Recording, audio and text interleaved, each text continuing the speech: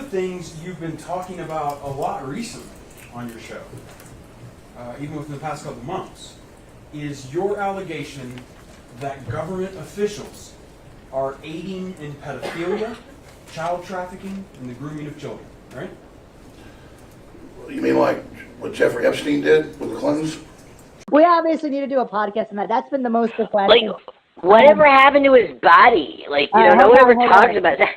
Hold on. I know you have some inside sources regarding Ghislaine Maxwell as well. We'll get to that in another podcast. But that was just so hilarious.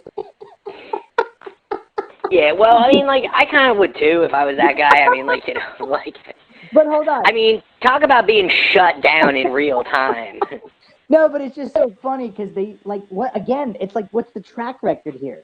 Alex Jones is like, what, batting near 1,000, and the mainstream news is what, like, barely over 0? So, like, but the mainstream news, like, they're not really, like, it's not, they're not, like, real. Like, they don't make any bones about it, though. That's kind of the point. Like, everybody's chastising Jones, where as bad as he might be, he's just infinitely ahead of, like, the mainstream news. Nobody wants to, like, compare those. But anyway, going back to what I was going to say before, is Alex Jones a shill? Because we actually did a whole podcast on government shills, like Alex Jones, David Icke, Joe Rogan, etc. And what was your takeaway? You said Icke was most likely to be the shill and not Jones, right?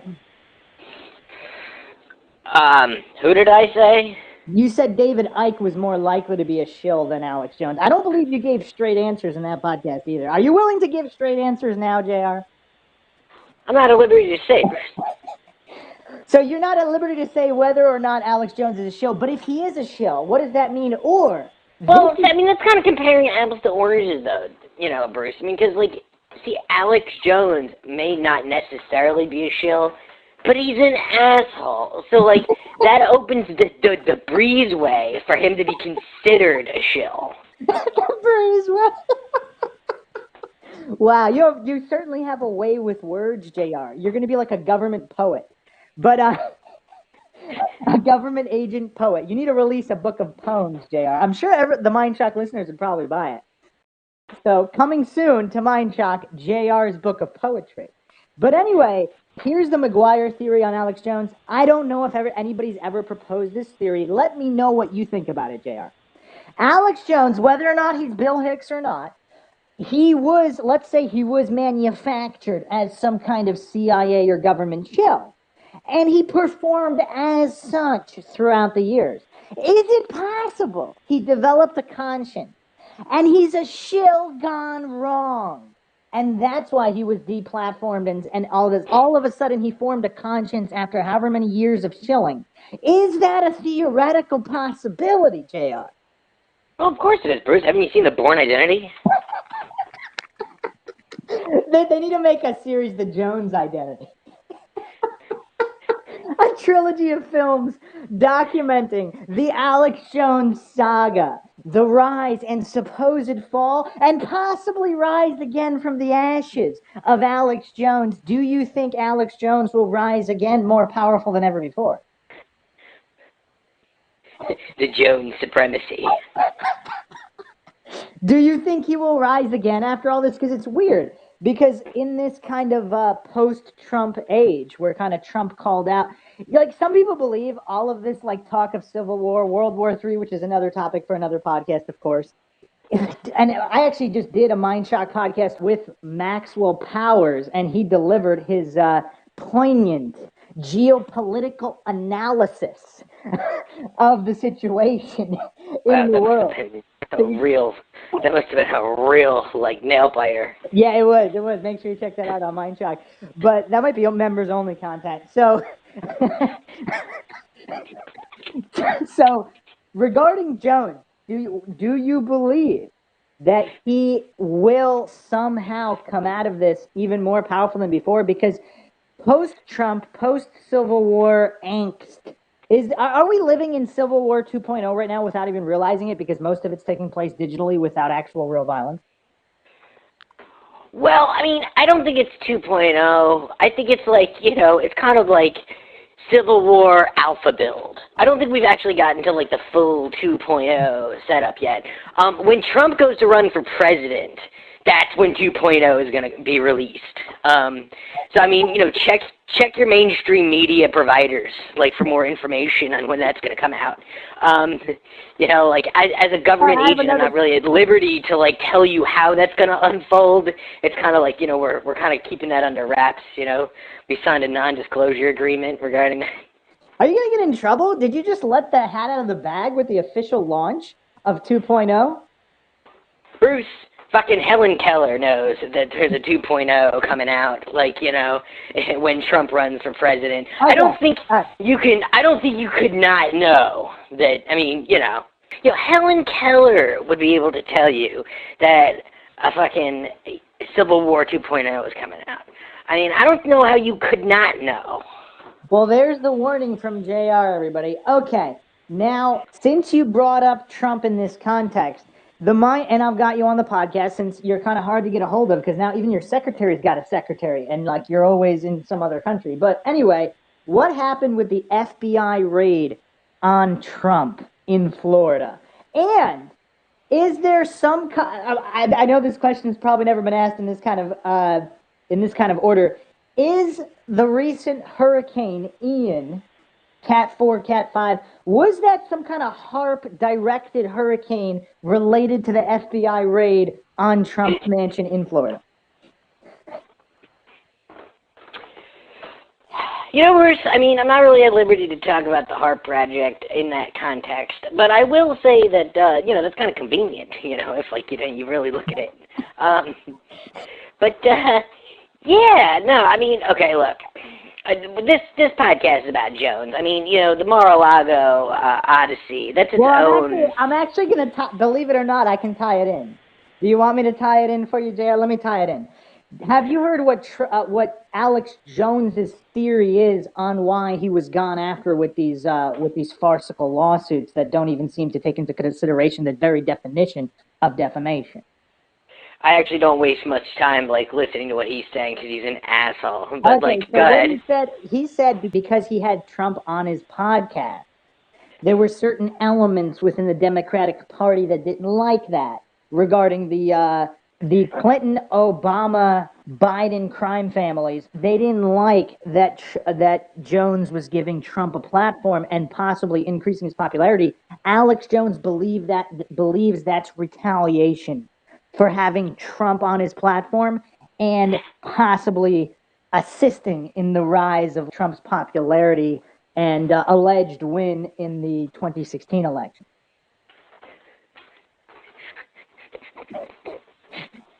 So now that it's all tied together in a neat little package, can you answer the question now, JR? What went on with the FBI raid? Or is the FBI completely compromised at this point, which many people do believe? I mean, again, I think it's kind of like, I kind of think that was for show, just because, I mean, like, the Congress was doing something, so the FBI was like, gee, like, we should really look like we're, like, being crime fighters. And, like, they went in there, like, I'm not really, like, going to get into, like, the specifics of, like, what they found or, like, discuss, like, any of that, like, at any point. But, like, I will say that, like, I think that, like, the whole thing was conveniently coinciding with, like, like, the whole insurrection thing, which actually really, I mean, I know that I'm going to piss off some people and this might open its door, but, like, ultimately, like, the people kind of acted on their own there. Like, it could be very well, like, organized, and, like, even if, like, they gave them maps and blueprints and, like, all this other information, which is very possible that they did, those people are still, like, their own living organisms. So, like, I mean, it's like, no one, like, brainwashed them, like, to that level to, like, go do that. Like, they did that on their own. Hold on. Let me rein you in here, because is it coincidental that all of a sudden the worst hurricane to hit the U.S. in like 150 years is unleashed in the aftermath? Is that a coincidence, JR? I mean, it's convenient, and we'll leave it at that. I also think it's convenient that, like, the bitch has been dead for, like, 10 days, and, like, the British pound is just, like, worth, like, pennies on the dollar. Like, Yeah, like, that's convenient too. Like, probably. Would that really surprise you? Like, The Simpsons, like, they're like the modern day Oracle. Like, like you could just watch that and, like, automatically, like, like half of what you're watching will actually come to be. So, what do you make of that? Is that too coincidental? Well, I think it just proves that, like, I mean, The Simpsons is a mainstream television program, right? So it's like, they release information in bits, so, like, the public becomes comfortable with the idea that that'll happen. So you believe it's some kind of predictive programming, Illuminati conspiracy, soft disclosure prep program? Yeah, I mean, why wouldn't it be, Bruce? I mean, like, you didn't watch Captain Planet growing up? Like, you don't think that was some sort of, like, EPA, like, like, brainwashing? All right, hold on a second. I didn't think you would take it there. Are you saying the Captain Planet TV show, which captivated the hearts and minds of children all over the United States, was actually just a tax grifter scam regarding the climate change grift? I'm not at liberty to discuss this any further, Bruce. Like, you're traipsing the areas that, like, like, I mean, I might have, like, specific knowledge, but I mean, like, it's just convenient. Like, that, like, a lot of that programming was centered around specific events, that if you really rewatch the show in today's mindset, a lot of that shit came true. So basically, you're saying it's called television programming for a reason. Yeah, I mean, yeah. All right, JR. You've unleashed some major bombshells in this podcast, more than usual. So the MindShock listeners are very grateful, as am I. So final thoughts on Alex Jones and these sham trials that don't even seem to take account of the very basic empirically verifiable definitions of words like defamation. Well, all right. So my final thought is basically my first thought, and that's he's a complete asshole. Like, I mean, we were talking about. Let me expand this beyond him. Does this set a precedent for censorship and fascist technocratic regimes that will shut down any kind of the thought police and the Ministry of Truth deem threatening in any way? Oh, I'm sorry. I thought you were talking about, like, I didn't realize you were asking whether or not the court system is real. Yeah, it's possible that, I mean, look, Bruce, like, here's the thing. Like, I mean, it's kind of like, like magic, right? It only has power if you believe in it. So, I mean, as long as, like, you hold faith in, like, the judicial system, then, I mean, you've got nothing to worry about. It'll iron itself out. Wow. Some would take those as very demoralizing words, JR. Yeah, well, I mean, like, we live in the age of the internet, Bruce. Like, they're just going to have to kind of, like, suck it up. I mean, again, we do a lot of wrongful conviction series on MindShock and our true crime series. So obviously there's a whole lot of innocent people in prison, and I think the majority of murders go unsolved. So depending on which jurisdiction you live in and what kind of police they have, it is very possible your murder is more likely to be unsolved than solved. So, well, all right. Here's the thing, Bruce. Like, the government has basically given Alex Jones an option. Right? They've given him a way out, as they would if you were even, like, shit in military service. They do the same thing with everyone. Okay. Now they take all of your money back, and you just fade into obscurity. They give you that option. That's what they're giving him the option to do. Give us all of your money and fade into obscurity. What do you think he's going to do? What do you think he's going to do? If he doesn't, and he probably won't because he's an asshole. More likely than not. If he is a shill gone wrong, and now, like, because he's a very interesting character study. Again, I'm not disputing any claims about his personality or possible psychosis, because the guy does come off as a loon, at least in recent years. I actually did a comparison. He was actually very professional in the late 90s, early 2000s. Like, he didn't throw chairs and scream in a psychotic fashion like he does now. But anyway. Well, the FCC still existed in that time, Bruce. Well, hold on. So, so is it possible that he just became so enamored with playing the shill, playing the American patriot, and his conscience weighed on him to a certain extent that he decided to become the patriot that he was shilling and pretending to be? Yeah, well, I mean, like, it's possible. I mean, it's also possible that, like, like, good weed and, like, grain alcohol, like, hastened the effects of him believing that as well, Like, there might be some other third, party introduction of something there that, and plus, like, he might have started out as a shill to begin with, you know what I mean? Like, a lot of people didn't necessarily start out as a shill. He was bought down the road, All right, you hold know on, what I hold mean? on. Like, Let me modify my question then. That's a very good point, JR. So what if he was not a shill? Then when he started getting popular because he was spewing too much truth against the government, because he was going after George Bush hard back in the day, and rightfully so for all the war crimes, etc. And what if they approached him, they threatened him, he became a shill, and then he was doing the shill work, so they still allowed him to get out a certain amount of truth, but he gate kept a lot of the real truth. So at a certain point, does his conscience weigh on them? So was he not a shill? Then he became a shill, and now he's a shill gone rogue. no, I mean, like, I think that's really possible too. I mean, it's kind of just like, extortion, right? Like, I mean, like, like maybe they couldn't keep up with the payment plan, like, like. Yeah, I mean, like, that's, again, you don't need to necessarily believe in conspiracy theories to believe that he's an asshole and, like, he would pull something amazing. Like, like, it could be that, like, he blackmailed someone. I mean, I don't really see how that's not outside of his realm. Like, you know what I mean? So, like, Yeah. All right. Final question, JR. Final question.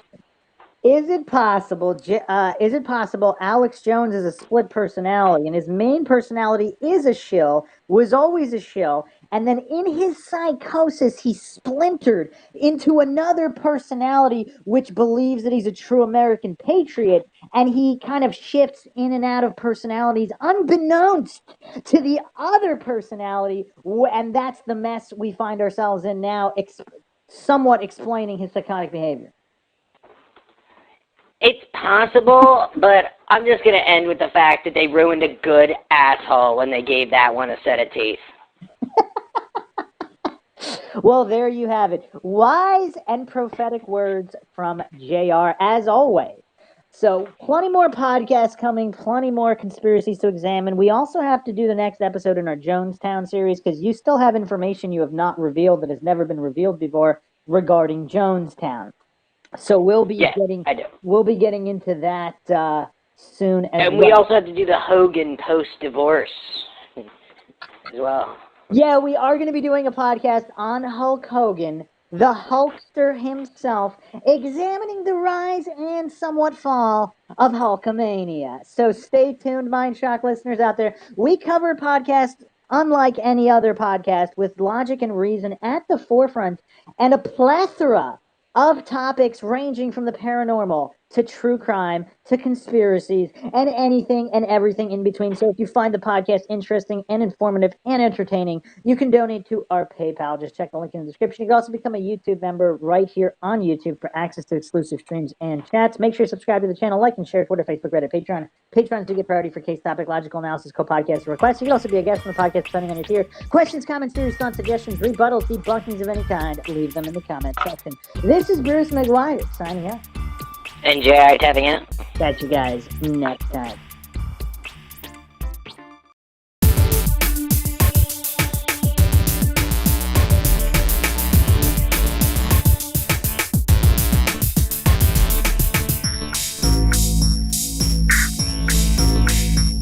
Pericles says, Bruce, I have a theory about why Alex, Candace, Tucker, and others ditched Trump when they did.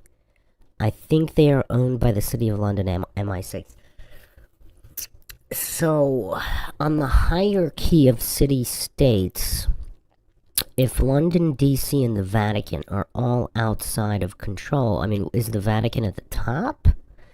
Where does Washington, D.C. and London fit into the the city-state pyramid, some believe the Vatican is the continuation of the Roman Empire that never fell. These are all big, big questions that, of course, deserve 8-hour deep dives, which I have been working on. Blooded Sky says, I've taken a deep dive into the West Memphis 3 case. In short, I think they did it, but I think there were others with them, for whatever reason, were protected.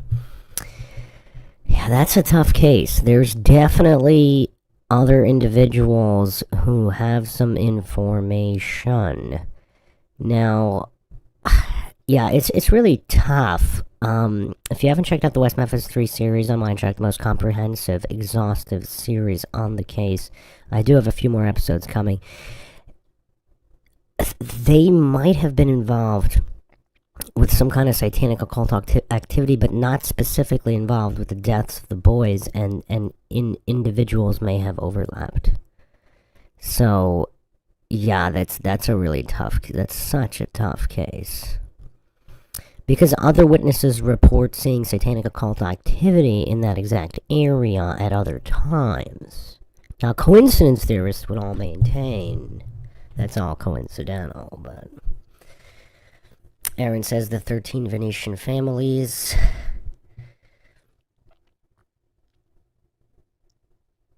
Richie Rich says interdimensional shape-shifting mice are the hardest to catch. Quite the uphill battle. Well, what are you talking about? The interdimensional shape-shifting mice that are still alive? Or are you talking about the ghosts of interdimensional shape-shifting mice that are haunting locations? Welcome, Flat Bob. Blooded Sky says, you may be right. Sadly, we'll never know for sure. I don't know. Call me an optimist, but I think in a lot of these cases, JonBenet Ramsey, Maura Murray, like all of these cases that have covered Springfield 3, I think enough information exists that they will be solved. I mean, a ton has been covered up, but the nature in which it was covered up offer clues to point at those who are doing the covering up and why. So I'm not going to just outright say that that's going to lessen the chance. Because something got covered up, that doesn't necessarily lessen the chance of the case being solved. I mean, in a lot of cases it can, when there's just absolutely nothing, when there's almost no evidence to begin with, and then it's covered up. Those cases, yes. But in cases where there's seemingly quite a bit of evidence plus cover-up, I think those can definitely be solved.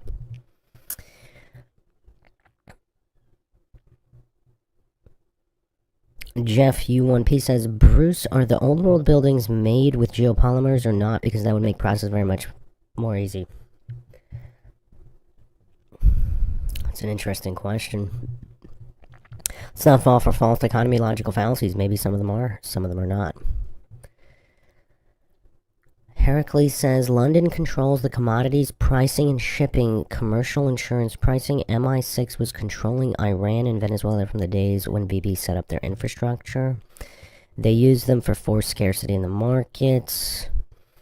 And, yeah, I mean, we're in the totem pole as well, because, I mean, if all the world's a stage, and the countries are just kind of like different farms, all owned by the same shareholders at the top, and then all of the coincidence theorist, bootlicker, statist sheep, they think countries are real, and all of, like, real in the sense that there are no string pullers, and that they're all independent countries.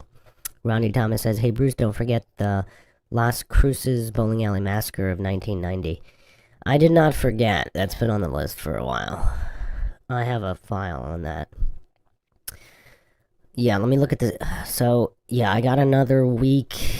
Yeah, in about a week, I should have a lot more free time to do, to catch up on all these cases. I might even be doing one, like, maybe every other day.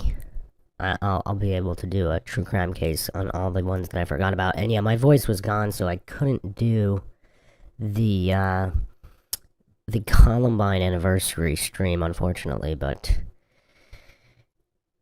yeah, I'll still be doing more episodes there. I'm still gonna do a Q&A on that, and then I do have more covered up FBI files on that as well.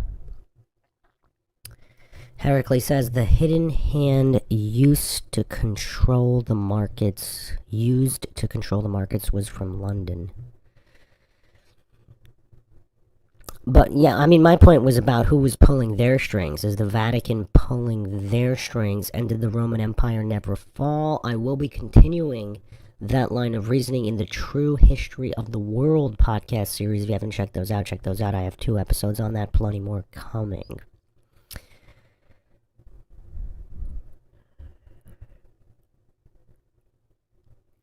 Jeff U1P says, I've seen in pillars sometimes ridges which indicate the method of geopolymers. That's why. But it would still be amazing with the population so low.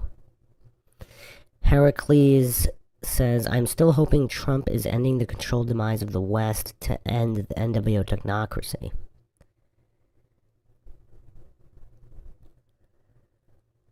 Sarah says, I was wondering why I didn't do the Columbine stream. Yeah, my voice was completely gone.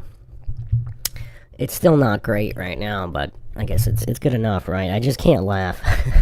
I can't laugh hard, so maybe we shouldn't do too many Alex Jones clips, but perhaps just a couple. Heracles says, I still believe in the bloodlines at the top, but I don't know if it is still 13 families. Well, here's the thing. Okay, let's go to Exhibit A here regarding the pyramid. I've posted this before. This is one of the best graphics I've ever seen, containing the most amount of information aggregated on this topic. I haven't seen too many people, or actually anybody, post this. No, this is not the one. This isn't even the one. This is the basic one. I've seen people post this one. So you have the Crown Council of 13, but that's nowhere near the top in my opinion. Based on all available information, I actually believe that this is nowhere near the top. So let me bring up the other one. The other one, I think I've never seen anybody post it. I don't remember where I got it. And for some reason, YouTube doesn't even want me to... YouTube won't let me post it. That's weird. What the heck?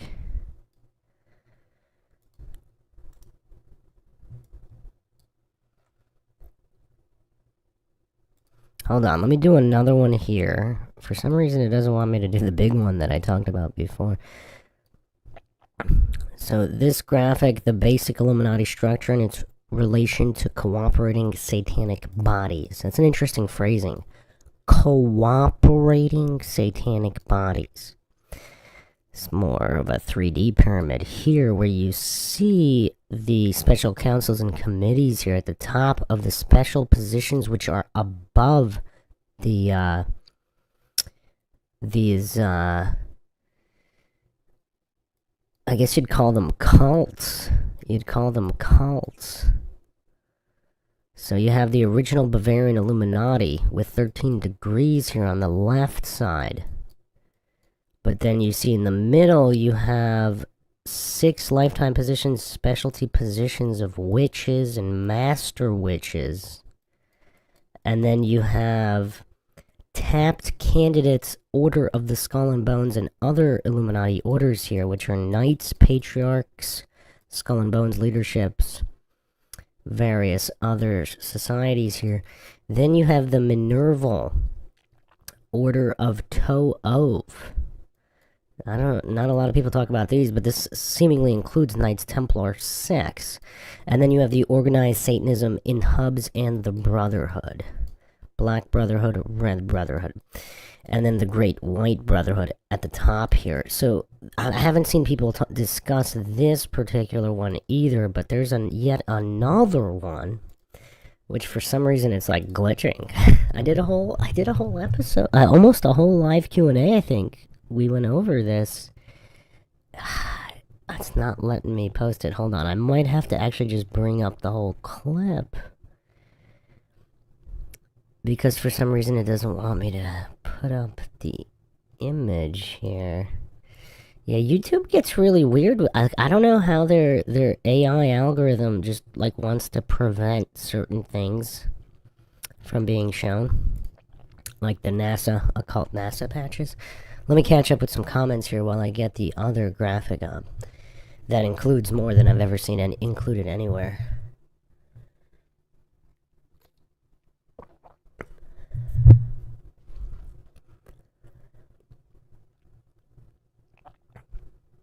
Blooded Sky says, I wondered myself that if the Roman Empire actually fell, if it didn't, what would be the related explanation, if any, for the so-called Dark Ages? I will be going over all of that in the Real History of the World series.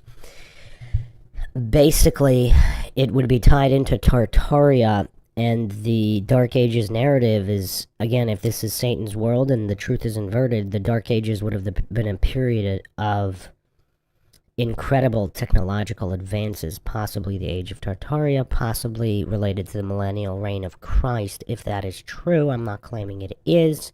It could also be simply described that way and have been something else. Just like Satan's little season, it can fit all of the variables of what's going on, but it doesn't necessarily mean that's exactly what it is. It could be something similar to that. Because a lot of coincidence theorists, they immediately fall into these false dichotomies. Either it's true or it's not true.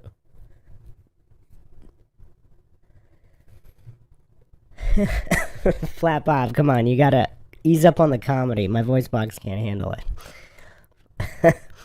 Flat Bob says, Trump is an expletive tard, and he is a puppet who is intentionally expletiving the world to see his master's wishes. Jukosaurus says, the missing and dead scientist expletive that's going on is literally the first plot of the first Kingsman movie. I've seen that movie. I don't remember that being... I don't actually remember much of that movie. Blooded Sky asks, who amongst the rulers isn't a puppet? Well, Ron Paul, possibly. Well, I don't know about rulers, but yeah, out of the politician class, a.k.a., criminal scum, known as politicians, Ron Paul is pretty much the only one I could think of that could maybe pass the sniff test. Because didn't he just admit to only being involved in politics to just veto everything, to try to minimize the amount of power government has on every issue? I believe that was his position. Heracles says, I believe they added 700 or 800 years to the timeline. There's a channel called Static in the Attic that... Is that supposed to be covered? A good hypothesis? Added or removed? Because, yeah, I've seen quite a few different theories that can make some compelling cases for both. And obviously, which years is also very, very integral to theories adding up or not. Aaron says, why at election time did John Kerry and others make trips to Antarctica? Yeah, we went over that a little bit when we talked about Antarctica before. Flat Bob says, I hate all of these mother expletive-ers, including all the people I don't know. You hate Ron Paul, really? What is Ron Paul? Like, can anybody actually name a thing Ron Paul has done that was bad or voted in favor of adding government power in any way? Jeff says the technocracy will probably come with the concept of control dystopia or the concept of no poverty philanthropy utopia. That would be my tactic if I wanted to control us or push it through. Well, the thing is, when you're dealing with bootleggers, when you're dealing with coincidence theorists on this scale, in the post-Epstein, post-COVID era, that they're still goofs, like Alex Boge on Twitter, like Craig of Fight the Flat Earth. By the way, for those that know, Craig finally blocked me on Twitter. He finally collapsed. So I don't know if that leads credence to the theory that he's not primarily a humiliation fetishist. And it was over him not understanding what the Antarctic Treaty System was. So he was saying that there's nothing preventing anybody from going to Antarctica. And then I posted, I knew he was going to jump like the Dunning-Kruger puppet that he is. I hold up the hoops, he jumps through. He can't help it. He doesn't have the mental capacity not to jump. So he said that's not part of the treaty. So there's obviously the Antarctic Treaty System. It's like the founding documents of the country. There's not just one document. There's many documents. You got Declaration of Independence. You got the Constitution. All the amendments. There's a lot to go over. And he just kept spamming the no true Scotsman fallacy by pretending that Antarctic Treaty documents aren't part of the or Antarctic Treaty. Like, it doesn't apply because it wasn't part of the original treaty, just the first document. So if it's not part of the first document, somehow it's not real? Somehow the Antarctic Treaty doesn't exist and it's not going to be enforced? Like, the level of retardation there was sky high for Craig, but it just broke him completely to the point where he had to block me. So I don't know, just that level of, I mean, he's always been illiterate, but that level of basic illiteracy in not understanding what the word system means, apparently that's what broke him. That's what finally broke him. And I think he was also one of the goofs that goes on and on about how when you block somebody, you lose. So white flag accepted, Craig. White flag accepted. Blooded Sky says, even Prince Harry went to Antarctica a few years back. I was dying to know what the heck was up with sending him there. What is going on there? There's a few different theories. Some people believe Antarctica's like the land of demons, etc. But we went over on the most important documentary of all time, Say or Say, To Be Free, where the person that created the documentary postulated that Antarctica was actually just a tiny little island off of South America, and there's plenty of other larger continents, and that's where people are going. That's where a lot of them are going. So yeah, if you haven't seen that, check that out. Very, very interesting food for thought there. Heracles says, Trump has secured all of the choke points for oil in the world, and America is now the world's largest oil deporter.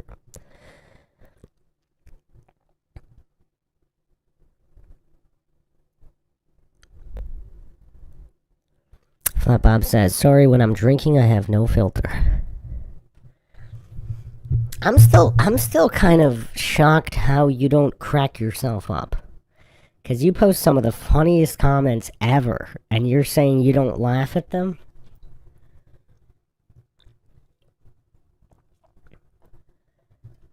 Jukasora says, Sam Jackson's character kidnaps rich and influential people to either willingly implant the chip in them, and if they refuse, hold them hostage in his dungeon.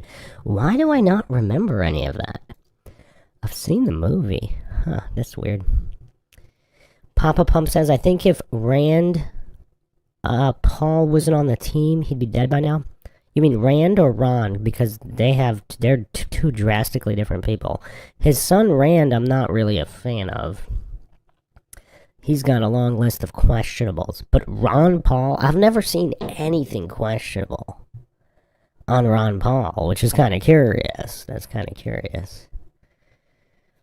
Flat Bob says, wait until he finds out about his illegitimate child with Sartain and Destiny. Oh, man. Oh, yeah, that hurts the voice box. That hurts the voice box.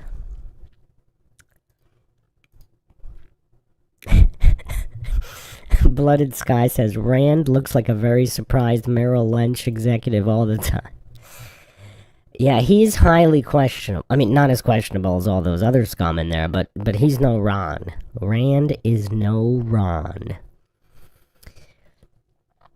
I don't know, maybe they didn't kill him because they didn't want to make him a martyr. And they didn't want, because sometimes, I mean, it depends on the situation, right? Sometimes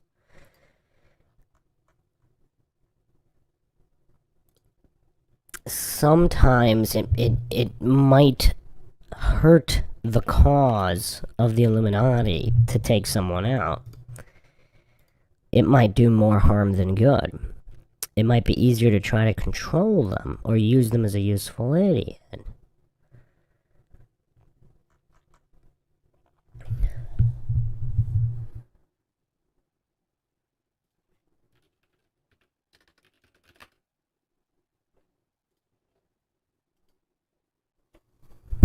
I'm gonna see if I can get an Alex Jones clip from yesterday. He was actually in rare form yesterday. I don't want to say Prime Jones, but he was in rare form in entertainment value yesterday. And then I also, yeah, I gotta get this image up. Let's see here. This posted. Okay, yeah, I found it. Alright, hold on a second.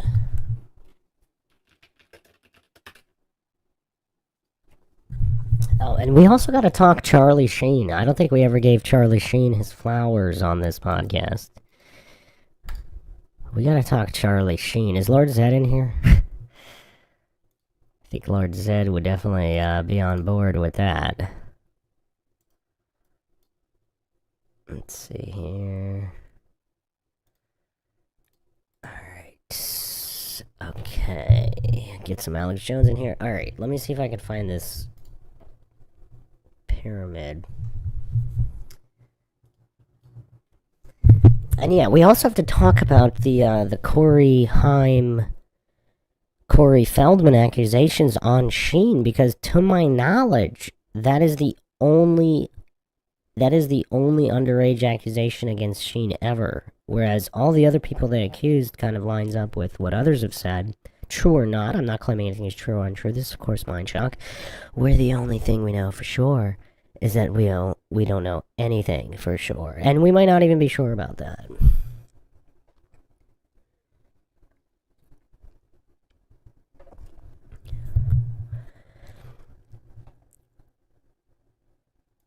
Wait, where's Zed? Zed's not here.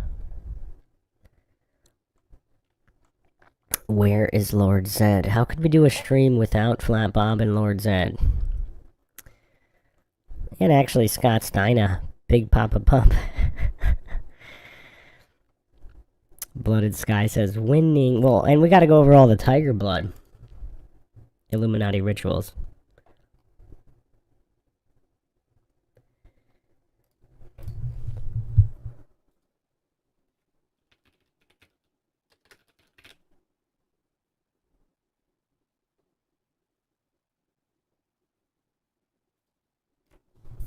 Okay, it was on the episode where I discussed the Giza Intelligence Group. So, hold on a second here.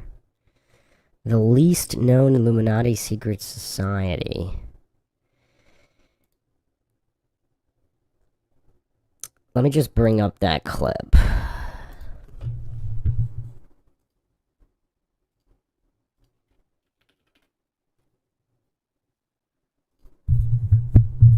For some reason, it won't let me just put the image up that I had in the background of that. But here's the clip on the Giza Intelligence Group. So this is the image. Yeah, it won't. For some reason, it doesn't want me to put up the image like that. There's a whole bunch more at the top of this image. Alright, hold on, let's see.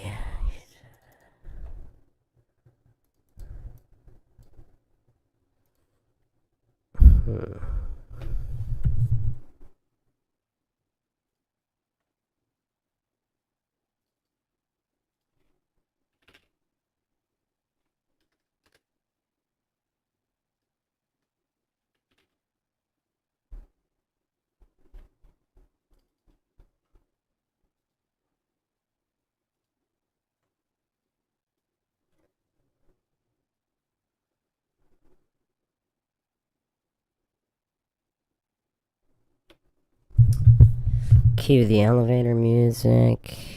Okay, why is it not? Alright, I have yet another image here, which we should go over.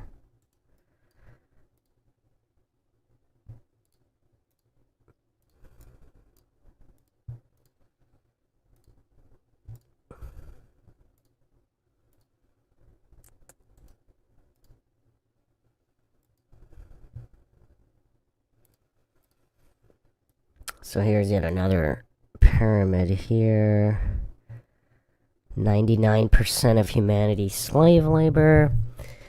And this is just kind of interesting how all of these pyramids have different hierarchies, have different levels here.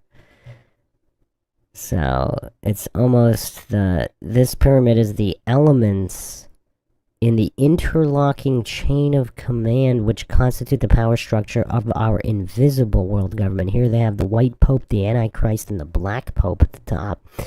The Vatican, Holy Roman Merovingian Zionist New World Empire. Which is kind of curious that they put all that together, because from what I've read, the Holy Roman Empire and the Merovingians were kind of distinct, the Merovingian kings. Perhaps they were also infiltrated and co-opted, like every organization. So if they originally were good guys, and then they were corrupted or replaced, but kept the name. Evil always comes in the name of good. Alright, I still want to get the other image up here. I do not understand why YouTube just does not like this, this other image. Is it just too much truth in it?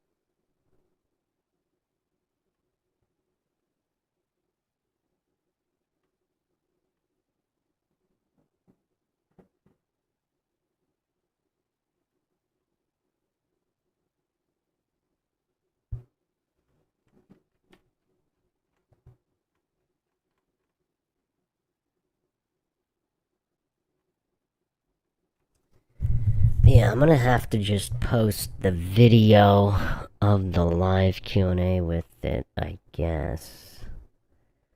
Because it's not working.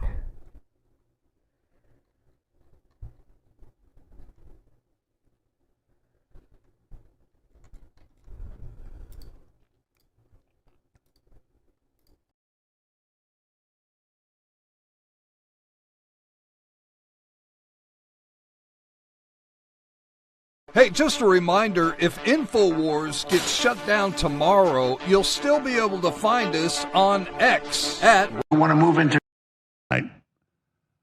Thursday evening, rolling into Friday morning. I'll be here documenting it. They think if it's a big victory, it's going to completely backfire on them, already has. So our numbers continue to surge, and the new Alex Jones Network is now launching. God bless you all for your support. It really, the credit goes to all of you. I notice people on X particularly, but all over the places, I see comments with millions of views, just comments. They're like, we're confused. We tune in one day and Jones is praising Trump. We tune in another, he's attacking him. Yeah, that's what I do. I call balls and strikes. So huge articles, videos. I wasn't even looking for them. I just saw it everywhere. Millions of comments, just crazy everywhere. Most of it positive, but about a third of them like, hey, you're not allowed to praise the DOJ and die to the SPLC. You're not on the Trump train anymore. What the hell does that mean? The SPLC has been targeting me and harassing me and behind lawsuits against me forever. They're a terrorist organization, and when Trump does something good, I'm going to cheerlead it. And when he does something bad, I'm going to freak out over it. Like getting us into this war 56 days in, economic plan that I call balls and strikes. So huge articles, videos. I wasn't even looking for them. All right, let's see what kind of thespianistic form Jones was in yesterday. Is it going to approach his prime? I saw it everywhere. Millions of comments, just crazy everywhere. Most of it positive, but about a third of them like, hey, you're not allowed to praise the DOJ indicting the SPLC. You're not on the Trump train anymore. What the hell does that mean? The SPLC has been targeting me and harassing me and behind lawsuits against me forever. They're a terrorist organization, and when Trump does something good, I'm going to cheerlead it. And when he does something bad, I'm going to freak out over it. Like getting us into this war 56 days in, consumer sentiment all-time low, inflation exploding, derailing Trump's economic plan that was excellent. I'm pissed off because Trump started going sideways on what we put him in there for. That is so elementary. That is so simple. And I'm mad at the people that misrepresent and attack me, not because they're attacking me, but because they really believe that when his administration has bad advice and does bad things, we're supposed to sit down and shut up. That is mental illness. That's like the Democrats and their cult. But I'm seeing, some good stuff here out of Trump. And from internal sources, I told you this a month ago, but now it's all over the news, confirmed. He knows he got set up. He wants an off-ramp. But the Iranians know their back's against the wall and that we'll just hit them again in 6 months. So they're not making deals with Trump. And they've got the cards to the Strait of Hormuz. And that means they got us by the economic testicles. Just like the CIA assessment and just like the Defense Department assessment told him, oh, I guess they're Qatari agents too, right? So we're going to be getting into all of it today, but the big story, I'm not going to even get to till we come back in 60 seconds and a bunch of our radio stations join us. They don't care the first 5 minutes. Trump's latest Truth Social post, which is absolutely true and is the keys of victory if he could just get the DOJ to do it. Now, I had no hope they'd ever do anything good to this SPLC thing, so cross your fingers, say a prayer, count your lucky stars, click your ruby slippers. Is there anybody who doesn't think Alex Jones is funny? But if he does this, it's game over for the New World Order. We'll be right back. It is Friday, April 24th, 2026. I am your battle-scarred, battle-hardened chronicler, Alexander Emmerich Jones, coming to you from deep in the heart of Texas, transmitting worldwide. All right.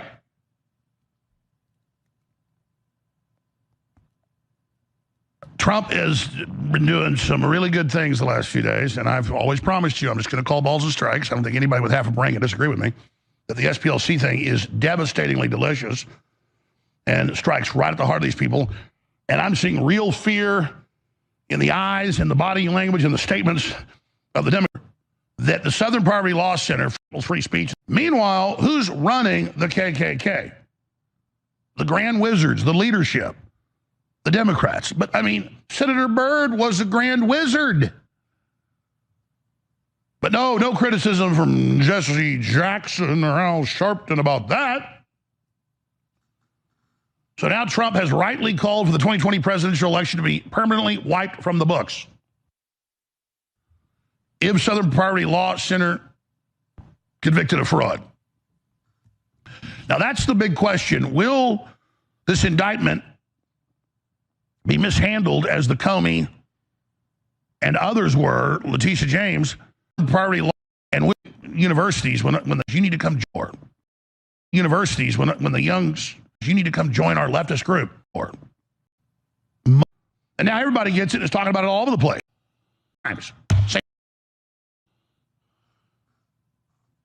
Mostly synagogue attacks on Jewish cemeteries, it turns out, being staged by leftist Jews. This is interesting because so many people say he never criticizes Israel, but we've actually gone over a bunch of times where he went after Israel.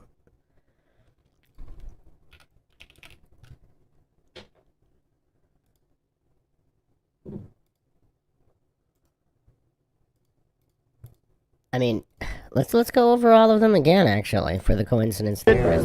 Let's go over all of them. Let's do it. Let's do it. Nazi Sharon has invaded the West. That Nazi Sharon has invaded the West Bank. They're slaughtering innocent people. And I'm sick of worshiping Israel. Did you know back in the 1960s they bombed the USS Liberty knowing it was one of our ships because it caught the radio chatter of them killing thousands of Palestinian children during that invasion, and they torpedoed it as they begged for hours on the radio, and LBJ sat there in 63 and let them do it? That's in this Baltimore Sun story. I don't support the Palestinians either. They're all hyped up and psychotic. But Israel's going to get us nuked, always backing them up like this. Israel calls the Palestinians goyim or cattle or dogs or subhuman. They keep them on concentration camps. I got video of them taking Palestinian women's tomatoes they grow and breaking their water containers and stealing. That's why you have this crap. And our children are going to die. We're going to get nuked because of this. Iran's got the nukes now. Syria. We're going to have nuclear war because Israel likes to go around bombing everybody. You know what's curious, though? If Alex is being used as a useful idiot here to promote this propaganda of nuclear weapons, if you haven't checked out I did 2 episodes, Are Nukes Even Real? Check those out on MINDSHOCK. We go over it logically with all the receipts. Papa Pump saying, after this, Jones was replaced with a clone.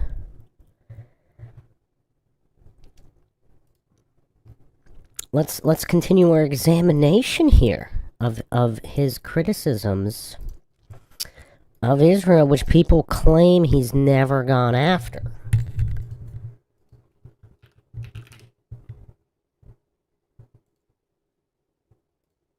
Shut up. And yeah, some of these clips are far more recent. Up for Israel. For Israel. I posted a video today. Shut up, come up for Israel. I posted a video today of a dancing bear. It was just cute and funny on my X account. Boom, boom, boom. Not talking about the Jews. You'll talk about anything but the Jews. Exactly. Exactly. If I'm in a UFC fight, I'm not sitting there thinking Jews. Or if I turn on an old Western, Jews. Or if I go take a dump, Jews. Or I cook a dinner, Jews. Or I pat my daughter on the head, Jews. Or I go to the grocery store, Jews. Or I go to church, Jews. It's Jews, Jews, Jews, Jews. And it's sick. And then you've got the whole Zionist lobby and all the flavors of that loves it because it'll make all the Jews move to Israel and they can be the victim and then launch all the wars they want. They ain't going nowhere. And that's why the ADL and others have been caught creating fake Nazi groups over and over again. Look up the history. They've been caught repeatedly. So there are evil, manipulative mafias coming out of Israel.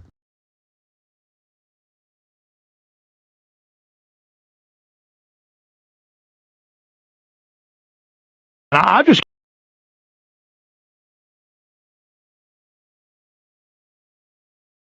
got to say it.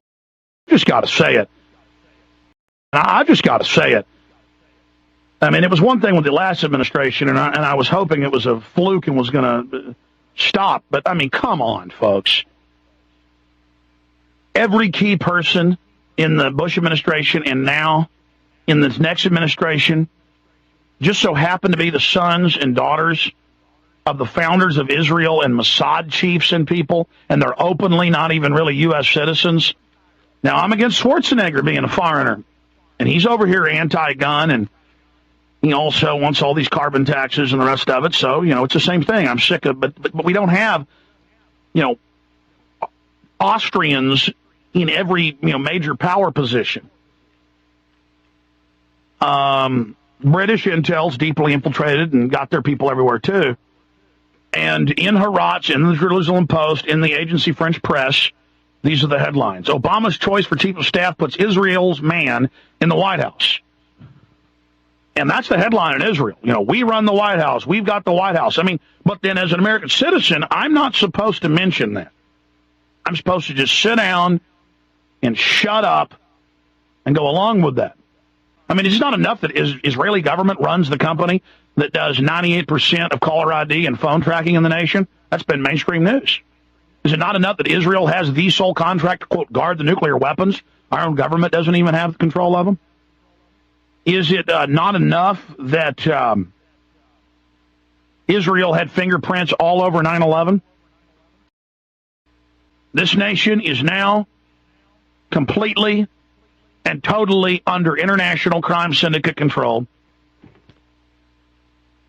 A consortium of wicked robber barons, black nobility, that is the old royal families of Europe, intermarried and interbred with the Rothschilds. I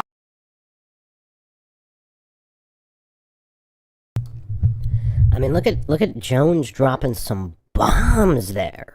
Dropping bombs. This was around the Obama administration, because he said the previous administration, the Bush administration. So this is somewhere around, I'm guessing, first term Obama, somewhere there. I guess first or beginning of second. Dropping some bombs right there. What I'm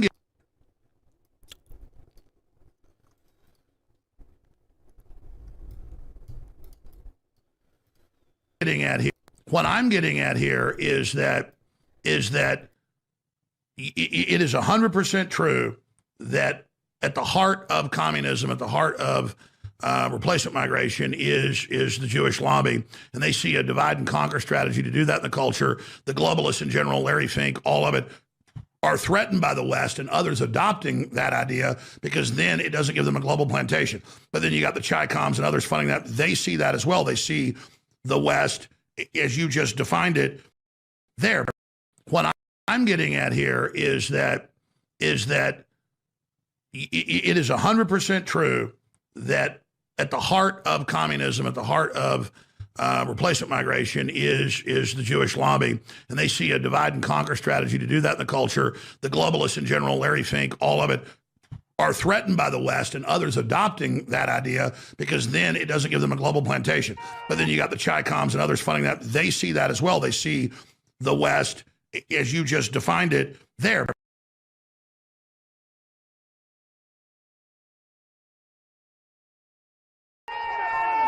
I mean, quite frankly, I've been to these events. A lot of the KKK guys with their hats off look like they're from the cast of Seinfeld. Literally, they're just Jewish actors. Nothing against Jews in general, but they're leftist Jews that want to, create this clash. They go dress up as Nazis.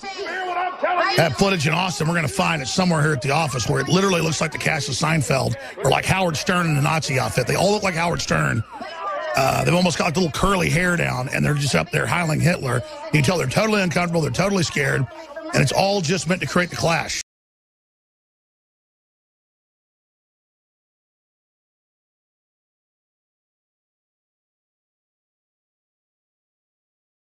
So yeah, no shortage of Jones going after Israel. Now, it is kind of strange that when he says, oh, they're not talking about it every second,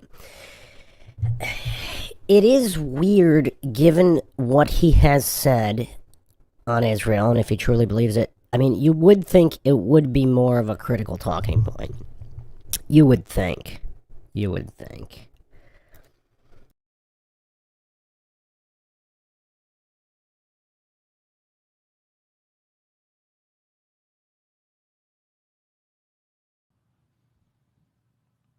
And it just goes on and on. You see the story every week. Black woman kidnapped by KKK. They carved a swastika in her chest. It's some little scratch, barely any blood. And then later it turns out she wants money. I've seen that story probably 200 times. Same story. Oh, how do I get attention? Here, let me do this. So it's not just the big organized groups like Southern Poverty Law Center are doing, or the ADL. It's throughout the whole system. And when the Southern Poverty Law Center infiltrated us, we know that's who it was, because they later published a bunch of garbage. None of it was even bad, but that's what they had. And they would walk around, we know, recording and saying, "Man, I hate these N-words." That was the last month this guy was here, and the crew's like, "We should have told you, but we don't like to stir up trouble." But I talked to 3 different crew members, including Zimmerman. He's in the car at lunch with him, and the guy looks over and says, Josh Owens, just one of their operatives, and says, "I hate these effing black people, these N-words. I just am sick of them. I hate them." He's like, "Are you joking? What are you talking about? I'm a Christian." And Zimmerman was like, "Are you recording this or something?" What? So that is the type of scum that we are talking about. And it even got recorded out in California at the time for a Daily Mail article. They flew this other reporter, and turned out his black girlfriend that worked here, 2 different people, not Josh Owens, flew them out there to Garagos law firm, Hillary Clinton's law firm. He represents her and Michael Jackson, a bunch of stuff. And they're sitting there on the tapes. I have them. And this is all in phone calls with them at the law firm. They're like, "Yeah, what'll really hurt Jones is, can you say he's gay?" And he goes, "Well, no, he's never said anything to me like that." "Well, could you say it?" So the guy then tells Daily Mail, "Well, I worked there 14 years, and this guy was a Southern Poverty Law Center, but the left recruited him into that same system. But he told the Daily Mail, I was secretly grooming him for 14 years." And just moving on from me, it's just you have to understand the magnitude of these people. So, I mean, not bragging, I don't know what the effect is, but I just can't tell you how many times on a first date, I've been a little bit promiscuous, and I apologized about it, but I don't lie. I mean, with women, I just, it's usually doing a test drive on the first or second date. I mean, if there's any real energy there, the woman, you pick her up, take her to the movie, she goes, "You know what, let's not go to the movies. Let's go to my apartment." "Yeah, buddy, I was secretly telepathically grooming you for 14 years. "Yeah, right, bro. Right, sure. That's me. But they're sitting around talking like, well, what'll get him is if we say he's gay. And these guys are so arrogant, and they're on the phone with a bunch of people not knowing it's being recorded by an FBI informant, who later gave me a bunch of it.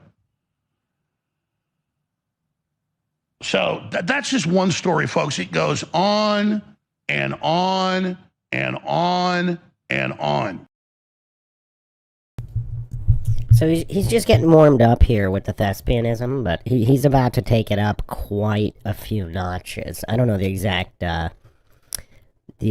minute mark, but he's about to get really, really thespianistic. Yoda Green Wiener says Alex Jones is right 90% of the time. What's the 10% he was wrong about? I hear this a lot from people. They say Alex Jones is right 90% of the time. Where is he wrong? When has he ever been wrong about anything? Papa Pump, nobody blocked you from commenting. I still see your comments here.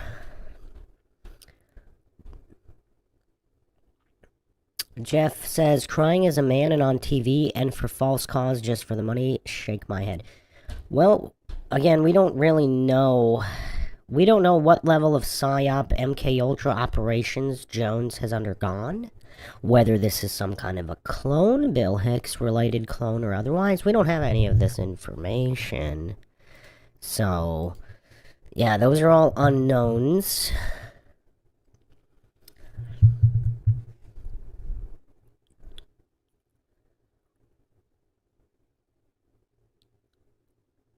Yoda Green Yoda. What was Alex Jones wrong about? Specifically? Some people point out the Y2K thing, but again, I don't necessarily think he was wrong there. I've hinted, I mean, I really do need to do a full episode on this. I'll say it again, though. For those that were around and watching it live unfold, there were reports that certain U.S. defense systems did go down And then, you know, they plugged them up and everything pretty, I don't know how quickly, but relatively quickly. But the U.S. was vulnerable on Y2K. It was not a seamless transition. Now, I don't think there were I don't remember any mass power outages or anything like that specifically, but certain defense systems. Now, how would anybody prove that true without top-level security clearances? Do coincidence theorists think the U.S. government would announce, oh, by the way, our systems were down. Lucky nobody attacked. Tee-hee. I mean, what kind of mental disability do coincidence theorists have in thinking that they would actually admit it? Now, if the systems really were down, obviously they would never tell anybody about it. Because then, that you have that precedent where, oh, they could potentially be down at certain times. They would obviously pretend they were never down.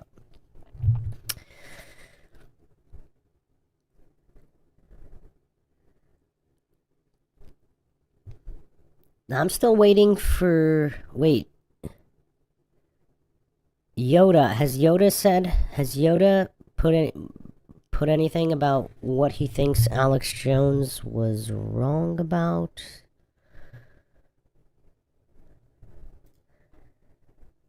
But let me get to the big news. I'm kind of digressing. There's all this stuff coming out. It's made me had all these flashbacks. I've now been like remembering all these sagas that I never even really got into on air because I got news to cover. But it's just been one attack after the next, and all it does is piss me off. So people have been noticing, man, Jones has got even more energy than ever. Looks so happy when they're trying to shut him down all this because, baby, once I'm in a fight, I don't wake up till I'm in a fight. I'm always my best under fire, and I need your support and prayers. Because this is all serious, but at the same time, I'm a happy warrior. Not a sunshine patriot, but a winter soldier. So, back to the big news. That's why when they killed the Autopin investigation, where they had a line of whistleblowers out the door last year, including the chief of staff of Biden, which means Obama, we broke this before it hit the news months later, that it's a committee of Obama, Hunter, Hillary Clinton, and Jill Biden, and then a couple White House lawyers, and then they would decide all the Autopin stuff. They only found 2 signatures of thousands on bills and orders and executive orders and memorandums from the president, the puppet President Biden, that he actually signed. So all of that's illegitimate, and they had them by the balls, okay? Including all those pardons for criminals and stuff that turned out the staffers just did it their own. They're like, well, let's make some money too. All of that got killed. So, of course, I'm outraged at Todd Blanche. Of course, I'm pissed off. These are our mortal enemies here. And when you're clear to fire and you got their ass, pull the political trigger. Non-violently, lovingly, liberally. But no. But now with this, and what's in the indictment's hardcore, what they're saying is hardcore, you can just see that this is a real attack on the leftist arm of the deep state because they've been going after Trump. Even though he clearly made some deals with them to just move on, they're not moving on. So Trump's figuring that out now. And I don't just think that. I have sources saying, no, that's where this is going. And that my instinct yesterday, or 2 days ago when this broke, this is the beginning of a lot more. I was told, oh, yeah, you're going to see a lot more. So I'm very seesawed, whipsawed here too. But I'm just going to call balls and strikes. Trump does this, it's good. Trump does that, it's bad. I'm just going to say it. You disagree with me, that's fine. But don't be mad at me when I'm just going to call balls and strikes, because people either want to just be totally done with Trump or they want to just totally go with whatever is happening and not question anything like a zombie. That's stupid. He belongs to us, or did. We've been trying to get him back. And miraculously, we get involved enough and pray enough and put enough pressure on him. Maybe that's going to happen. I don't know. Believe me, we got a problem with the Democrats. I mean, everything is racism. They brainwash our kids they're back as they're white. My 8-year-old daughter got her in a private school. Did. Homeschooled again. And about to be. And another school now. She made that decision recently, go back to homeschooling. And she comes home and she's like, so it's bad that I'm white? And I'm like, well, they were just talking about how white people done all these bad things. And I was like, what class was that? And it's just everywhere. Like, she was like 6 then, And it's like, you're telling a 6-year-old that likes butterflies and kitty cats and puppy dogs, and is as sweet and innocent as it can be. You're telling my daughter she's bad because what color her skin is. I mean, that just is child abuse. That is inflicting them with guilt, just like, the world's going to end because humans are bad, and show them Watership Down with the bunny rabbits being killed by bulldozers. And so that kids come home and cry, and they have record numbers of little girls killing themselves as young as like 9 years old. And the schools even have suicide prevention where they go, never put a shoelace around your neck on the coat hanger inside the stall at the bathroom and hang it like this. That will kill you. And then they have record numbers of suicide.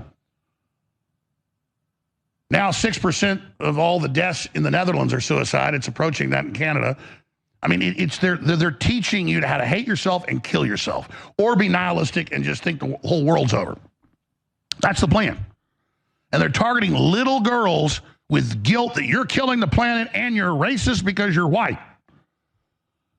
And most of them then Stockholm syndrome over into, okay, I'm bad, I'm white, I'll be a communist, I'll be a lesbian, I'll be whatever you say. Just I need to atone for my genetic guilt for who I am. Needless to say, and then you go talk to school and they all play dumb. And I talk to parents at some of the biggest Christian schools in Austin, like Trinity and places, and they don't tell them that the third grade teacher's a tranny and puts all this pride crap up, and then the parents come, and then they say, well, you can't see what's happening in the class. I mean, it's cuckoo town, folks. But it's all done on purpose. Well, we got big news on that front coming up. Netherlands considers radical legislation allowing embryos from 2 men or 2 women. That's not even a human, folks. That's a humanoid. And it gets into mitochondrial DNA not being passed on. I mean, you talk about monsters, but it's LGBT, so we can create humanoid replicants. It's okay, it's for the gay people. See, everything's like, I told you, the trans movement's about, you'll accept a man being a woman when they're not, then you'll accept lab-created humanoids that are part animal. Part whatever, or, well, we're 2 gay men, so we want to splice our genetics. No problem. We'll just splice 2 men's genetics. Have you studied what that does? It's exponentially dangerous. And the different procedures and ways they do it. I mean, we're talking freak show stuff here. But that's the way they do it. It's liberal, it's gay. Hey, just let 2 men get married. Okay. That's something, sure, libertarian, liberal. Next, let us splice our genetics together and make a humanoid chimera. See how it works? 10 years ago, gay marriage, America finally accepted it. What a milestone. We're progressive. We're liberal. We're open-minded. And I was like, yeah, if it stopped there, whatever. That's not, I said, watch, it's going to be everything after that. And of course, that's what it was. That was just the gates of the city being blown open so the hordes could come in. And it's Satanism and pedophile time. Yay!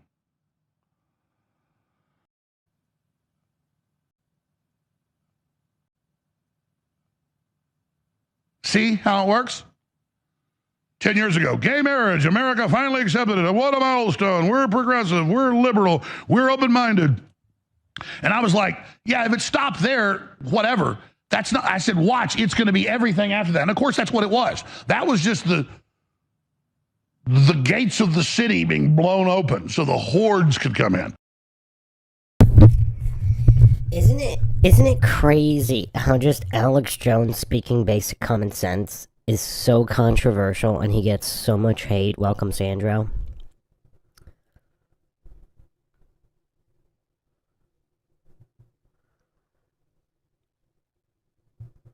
Papa Pump says he's a part of it. Yeah, but just look at just the common sense that this man speaks is crazy. It's crazy how it's viewed as controversial, or Andrew Tate or whatever. Just talking basic common sense is just viewed as insanity by coincidence theorists. And it's Satanism and pedophile time. Yay! But let me get back to the big Trump thing. So Trump comes out and says, True Social, I'll show it to you in a minute.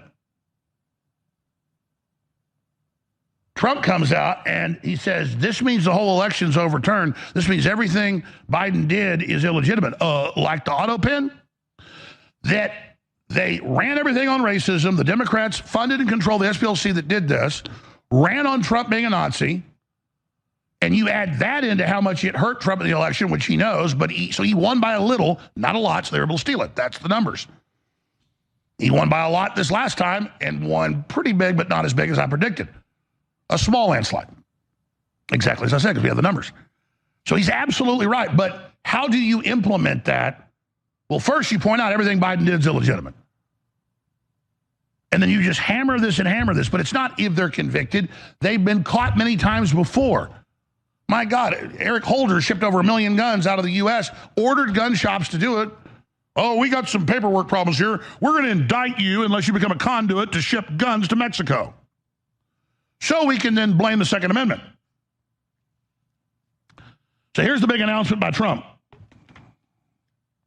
The Southern Poverty Law Center, one of the greatest political scams in American history, has been charged with fraud. This is another Democrat hoax, along with Act Blue and many others, if it's true. Yeah, it's true, Trump. The 2020 presidential election should be permanently wiped from the books and be of no further force or effect. Thank you for your attention to this matter, President DJT. Yeah. More of that, less bombing Iran and getting the Strait of Hormuz closed and then destroying your entire economic plan. And Larry Fink's so happy because he thinks now we'll all collapse and go into debt under his global social credit score. Kind of important. And then Trump, if your legacy gets destroyed and you're discredited, they will reverse killing the carbon tax that's now globally fallen apart. But they're going to try to bring it back. So we need you to not destroy your legacy and get more good Republicans in position and support other patriots around the world, because we're returning the damn tide, Trump. And now he gets it 56 days in. Consumer sentiment is plunging. Inflation is exploding. You don't need to read a statistic, you know that. You go to the grocery store, don't you? Yeah, I still don't remember exactly where he gets back into prime form, but it's coming up. It's coming up soon. I'm not just playing this for no reason. It's coming up real soon.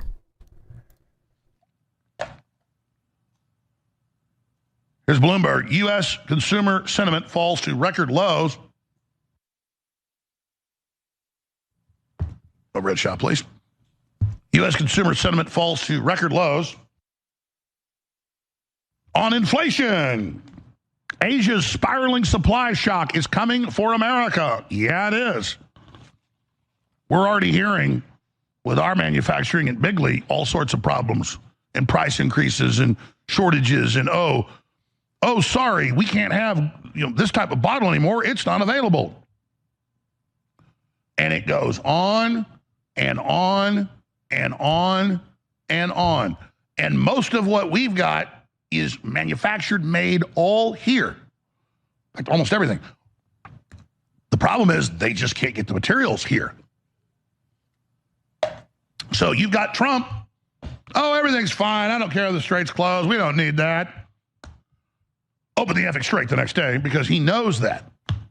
And what did I tell him? And what did Eric Prince tell him and the chairman of the Joint Chiefs, Kane? We all told him that. And it's so frustrating to be called a traitor. But it's 85 quadrillion D chess Q level information. What do you know about Q level? Yeah, right. The Republicans in local and state elections and other special elections are losing every damn election. Because the Democrats are back stealing and because Republicans aren't turning out. These Republicans would be winning all these seats, but barely if it wasn't for the theft, because there's been such a wet blanket thrown on things. And I want to just tell Republicans, I'm the opposite of Nick Fuentes when he says, you know, oh, just punish the Republicans, don't vote for them. No, look at good candidates and vote for them. Yeah, we need to primary Lindsey Graham and, you know, Trump's endorsing him and all this other stuff. Yeah, but no, don't because there's rotten apples, you know, and you go to the grocery store and not get any apples just because there's a couple rotten ones. That is a temper tantrum. That's not what I'm doing. No, because the Democrats that literally run the white supremacist organizations and that literally want to turn your child into a pervert pedophile are literally hunting us. And they're part of an international global cult of evil. We'll break it all down on the other side. Share those live feeds now. Today we celebrate the first glorious anniversary of the Information Purification Directives. Order is the only path to stability. Compliance is the only path forward.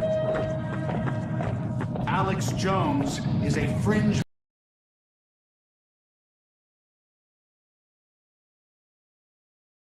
voice and a crack 76. A beautiful time to be alive, despite the fact there's so much evil, there's so much good that is coming out of it. That's what God. I mean, how many people accuse Alex Jones of being a pessimist? Like, it seems like he stays relatively positive despite being involved in just the deepest of the cesspools of degeneracy, satanic filth, genocide, and just all of the evil of humanity that he's covered for decade after decade. He still seems like kind of not insane at times. God does. He takes evil and turns it to good. The Lord works in mysterious ways. You'll find all the new coordinates, the new news site, everything at Real Alex Jones on X, on Rumble, the Alex Jones Show. So much happening, so much new stuff we're going to be launching next Friday that we haven't announced yet. And again, we have a very aggressive plan that by the end of this year to be live 19 hours a day, 5 a.m. to midnight.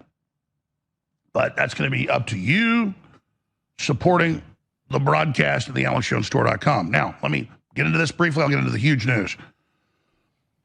The Netherlands is now legalizing human cloning, but not just human cloning, lab-created humanoids. And the other thing, like, Jones has been reporting on this for at least a decade now.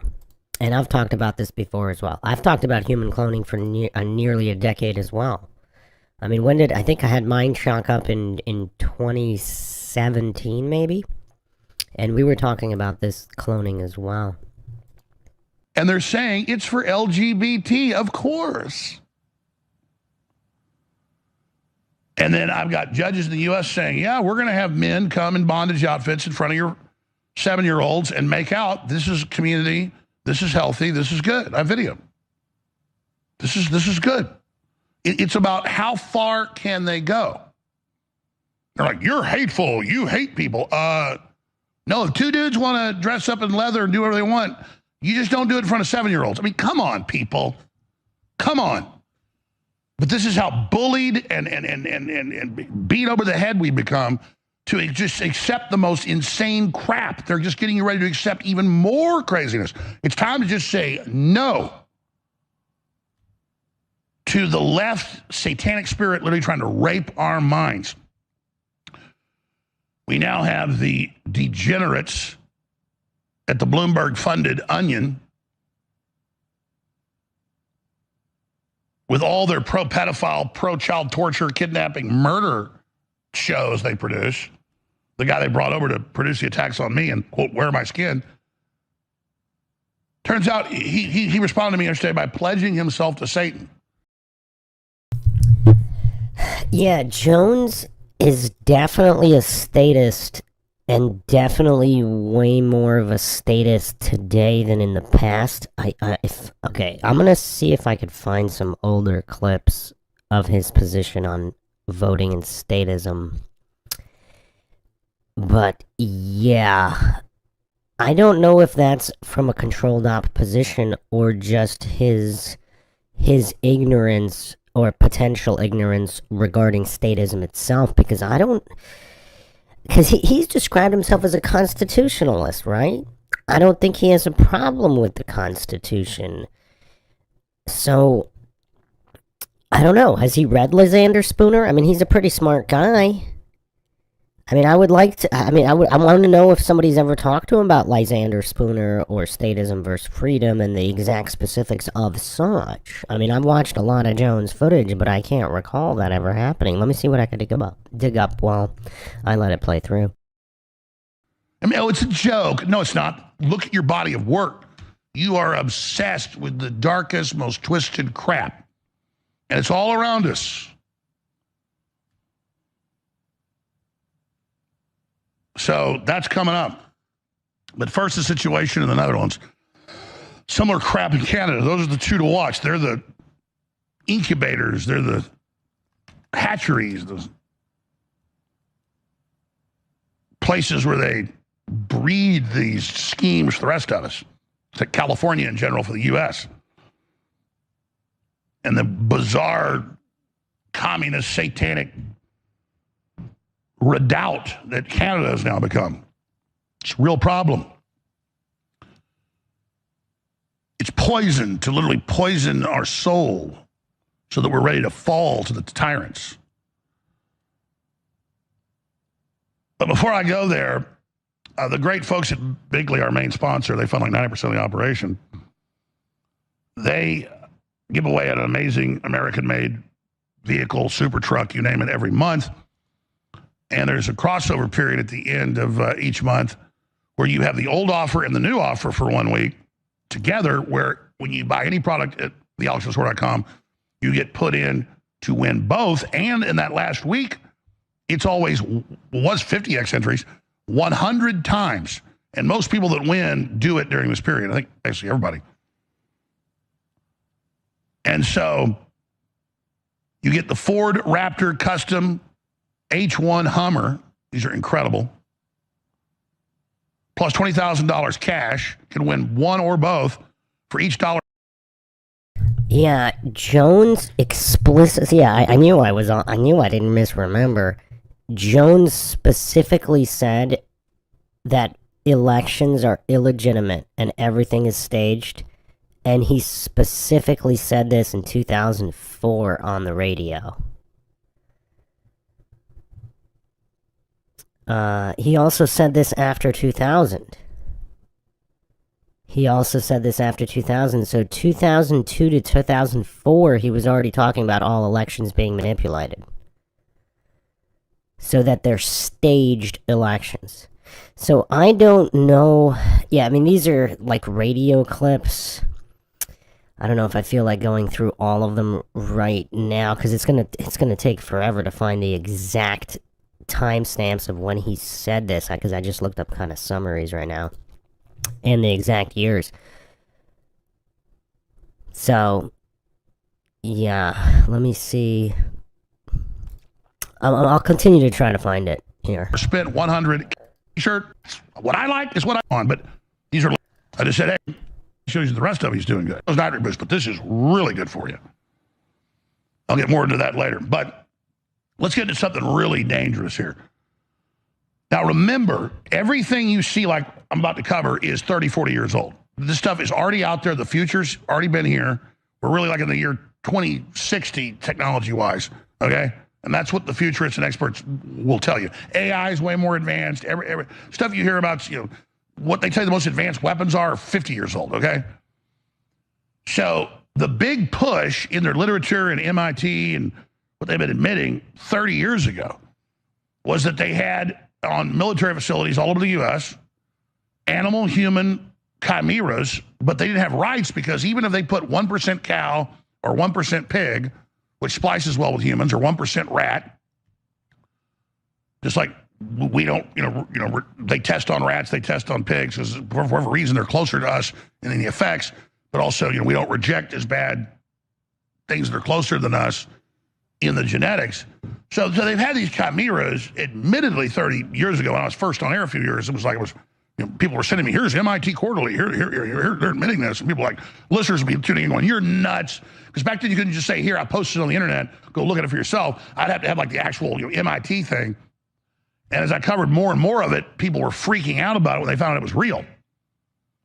I told the story, I was at Conan's Pizza one night. I remember the night because my first wife, water broke a few hours later. I was working late, finishing a film, went down like 10 o'clock to get a pizza down the street. This guy goes, pushed me in the back and he goes, I went to UT, got a biology degree. He was drunk. He goes, he had beer in his hand. He goes, I used to listen to you, but there's not human-animal hybrids. That doesn't exist. And I said, when were you in UT? He was an older guy. He goes, like 1975 or something. I go, yeah, dude, stuff's moved on. He goes, you're a liar. And I said, how about you get out of my face? You touch me one more time, I'll break your neck. I mean, that's what I told him. I said, a little bit angry, been working real hard. Alex Jones talking about beating people up. This calls for a revisit to our favorite Alex Jones clip. And yes, by the way, I'm about to have some exact references to voting from Alex Jones because this is MINDSHOCK and I always bring the receipts. Walk out of a restaurant.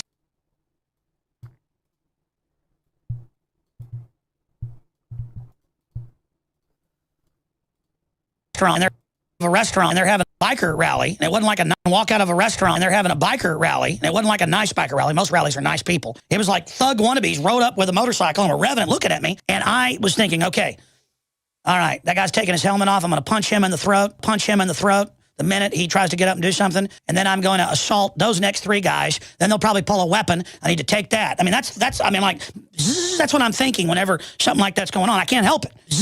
I'm thinking, all right, I'm ready to kill. I mean, that's just how I am. And I'm thinking, all right, okay, instantly assess these guys. These are probably ex-con, real criminals. I've got my 3 kids here. I'm a white guy. That gives me, just turbo dinosaur power. And I'm thinking, control yourself. Don't have a fight unless you've absolutely got to. The man in me is ready to take them all on. And gosh, you know what I'm talking about out there, don't you?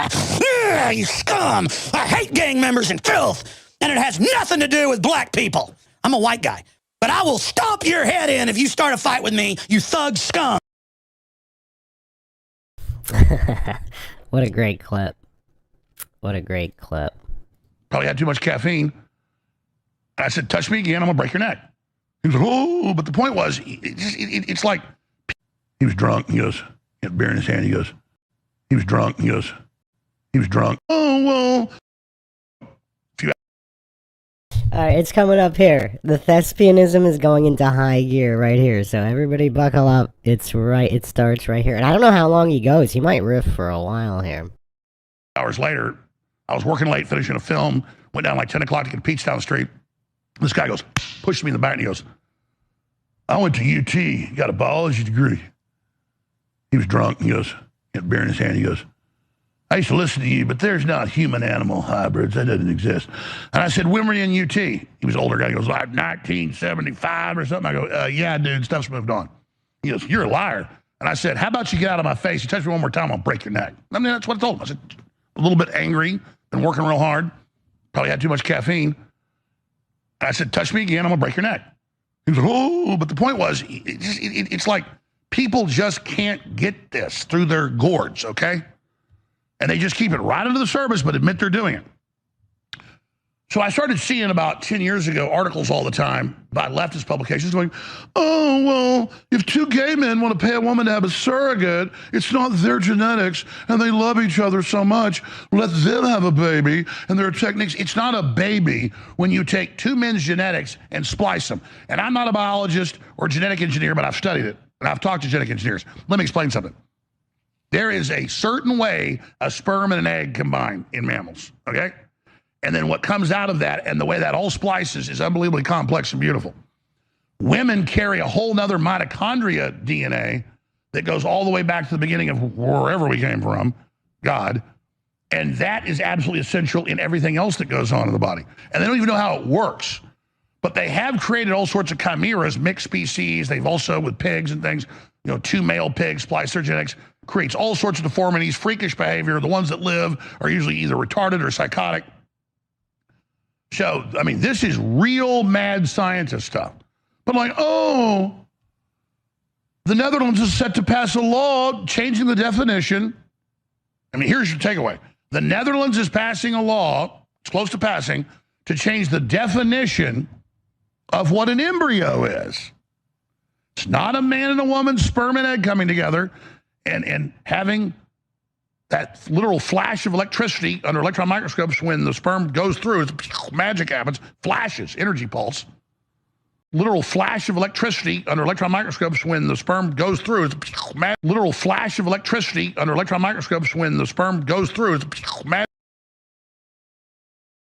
That was an interesting sound effect. I wonder if that's the actual sound that it makes. I mean, how good is Jones at relaying this information where babies come from with Alex Jones? Magic happens, flashes, energy pulse. And now they say in the bill I've got right here that it's anything we want, including someone making a clone of themselves or changing their genetics and creating a humanoid version of themselves. So really it's having something you own that doesn't have rights, that I guess does stuff for you. It's got a chip in its brain to control it or whatever. And then whenever you need blood or whether you need kidneys or an organ, you got it. This is The Island, the movie The Island, in your face. The guy that made that's a big Epstein guy. Which, by the way, I actually named The Island the greatest conspiracy movie of all time. If you haven't seen that that breakdown on MINDSHOCK, let me just double check that I re-uploaded it. Maybe I didn't. Hold on one second.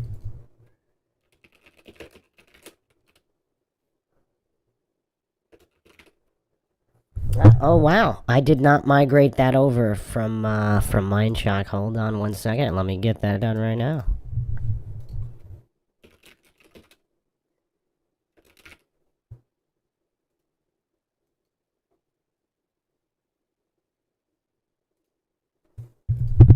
Okay, so I will premiere that I'll premiere that tonight. So after this stream, I will premiere the greatest conspiracy movie ever podcast tonight. So good on Alex Jones for making me double check that it's on this Bruce McGuire channel, because it is not. Alright, so let's bring the receipts here. Alex Jones made an entire documentary on the fraud of elections, and then he's telling people to vote. It is kind of weird. Is that Jeff? Jeff pointed that out for us?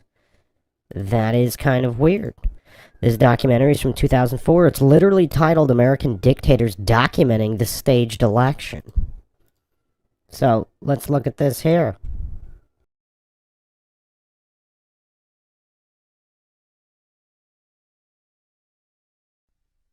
In our country, right? I think the American people are owed impeachment proceedings in the House of Representatives. Those who criticize the Patriot Act must listen. Year after year within this happy grove, our fellowship bends thee for a space. A world where you only have choice on the surface, but in reality, you're a complete and total slave. I mean, man, that's true prime Alex Jones right here. I mean, look at that delivery. On a global plantation. People need to understand this administration lied to the nation.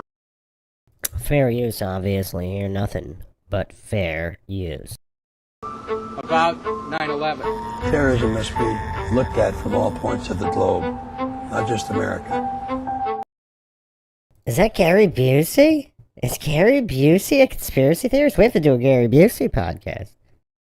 I tried to warn the American people of the dangers that I saw emanating from this administration. The war on terrorism is a thin cover for the war on dissent. They'll swear up and down a bill is going to give politicians and in the generals working with them, you have nothing but evil. You need to answer real questions instead of lying. You were both in Skull and Bones, the secret society. It's so secret we can't talk about it. What does that mean for America?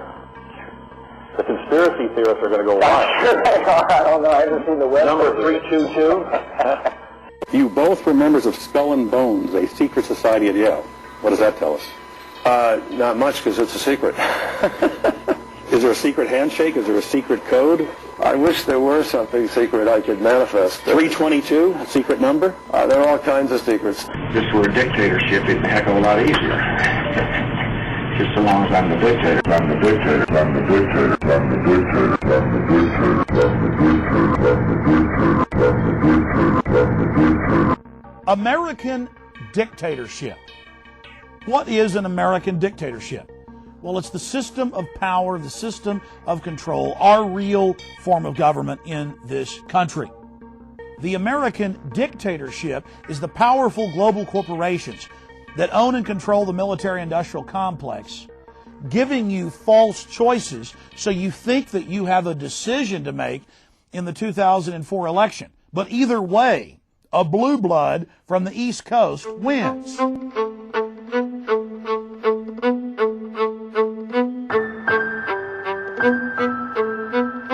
Those guys were both members of the secret society at Yale, right? I have on my website, Infowars.com. So we're not getting this new guy is no better than the lone Here's guy. the deal. If you believe Reuters, they're third cousins. If you believe the Associated Press, they're ninth cousins. They're both ninth cousins to Hugh Hefner. They're members of the same secret society, only 15 members each year, which admittedly was set up in 1832 to overthrow the U.S. And we only have 800 living members of that organization, but you can count their members as 3 presidents, 8 CIA directors, many of the heads of the Fortune 500. And they work in concert together to bring you the unfolding police state, to bring you these criminal wars of aggression against sovereign, innocent nations. So what does everybody think happened? That Jones got taken in by MAGA, like got hoodwinked? Or was Jones controlled op the whole time? See, I've floated this theory before, the McGuire theory on Alex Jones. Because Alex Jones, coming out of high school at 18 or 19 years old, and he gets a radio show? Like, we're not talking about some kind of internet independent, self-financed YouTube channel where, like, kids do that all the time. We're talking about back in the 90s. Back in the early 90s, Alex Jones comes out of high school and gets handed a radio show. A recent high school grad just gets handed a radio. How often does that happen? Has that ever happened? And so I find that suspect. Now, that doesn't mean he was in on anything. I mean, he was pursuing the career or whatever. Is it possible he was being MK Ultra'd or psyoped at the time? Whatever. And at whatever point, he was allowed to kind of run amok and run wild and say whatever he wanted, and then he received a visit at a certain point in time. And then he acquiesced, because what if the nature of the visit was you could talk about anything you want except these 3 or 4 things, or whatever. And that's why people call Jones a gatekeeper. So he doesn't necessarily lie about anything, and he genuinely covers and try to help what he can, but he avoids whatever issues he was told to avoid. And as a result, he's not taken out of the picture, like, for example, Bill Cooper. So, I wonder, I kind of wonder if it was all of the demonic stuff that he wasn't allowed to talk about. Like aliens being demons, UFOs, interdimensional stuff, which now he talks about all the time. But back then, I think Bill Cooper was one of the only guys talking about that. Like the staged alien invasion, Project Blue. I mean, Jones jumped on that at a certain point, but I don't know if that was after Bill Cooper was no longer alive. And Jones kind of piggybacked Bill Cooper. I have to do a whole show on just their feud. Now, I suppose we'd be remiss if we didn't go over the theoretical possibility that they were both MK Ultra'd or manipulated into feuding with each other, if they're both the good guys and if neither one of them was controlled op. And so that's how they did, they wanted these people, they wanted the good guy, divide and conquer. They wanted the good guys fighting with each other, so that's less energy to fight against the Illuminati or whatever. But anyway, so Jones making entire documentaries on the illusion of choice and the fraud of elections. And then as soon as Trump comes along, so who are Jones's handlers? My theory was that Jones at a certain point, he wanted to become a real patriot, and he reneged on the deal to gatekeep. And he went scorched earth on the Illuminati NWO and just reported anything and everything. And then the whole Sandy Hook targeting happened after that to reel him in, and now he's possibly more compromised than ever. That's one of my theories. So maybe, maybe not. He started off as controlled op. Then he went... And again, for the goofs who hallucinate this is impossible, look at how many so-called bad guys or people who regretted their decisions. They flipped. They went to the other side. You can call it growing a conscience. You can call it whatever you want. And these are some of the greatest heroes in history have done this. So... Or even, you know... Smedley Butler, whatever, Marines, like these mercenaries for the state who just sell their soul and go to war. Then they come back, realize the evil of their ways, and then they switch sides. They're no longer the status mercenary. I mean, you see this all the time in many ways. To think that Jones somehow, it's an impossibility that this could have happened with Jones, that's kind of strange. Bush, Kerry, and Hefner, odd cousins. Oh, you CBS found it. News. Well, understand, anything I spew out is documented up one side, down the other. I don't care how crazy it sounds. You're right, though. Check this out. Hugh Hefner, Welcome, Haley. Dragon Tracer. Hefner was quoted as saying, "I would be delighted to invite President Bush and Senator Kerry for a family reunion." CBS News confirms that Bush, Kerry, and Hefner are cousins. It's very important to know that this film has been made in the course of the last 12 months. And time again on my own syndicated radio broadcast, and as we made this documentary, I said, look, it's going to be Kerry. Even when Dean was ahead of Kerry, I said, it's going to be Kerry. Think of that. Out of 290 million Americans, we have two people from the most elite secret society in the United States, only 15 members tapped or chosen each year. And this is who we get for our presidential candidates. Out of 290 million, two people from the same organization that just chooses a couple people every year. It's absolutely incredible. Can you guys open website audio up on the air? Actually, You can go to Infowars.com or PrisonPlanet.com right now, scroll down, and it says Skull and Bones, and you can play the clip of Bush on Meet the Press a few weeks ago saying, yeah, it's so secret I can't talk about it. Okay, let me play this. Yeah. See if it works. Yeah. You were both in Skull and Bones, the secret society. It's so secret we can't talk about it. What does that mean for America? Well, is it me, or is something really wrong with this guy's face? Is this some kind of reptilian glee at revelation of the method or humiliation ritual, laughing at the masses voting for this, and they're going to eat this all up? I have no idea who this guy is, but look at this weird face.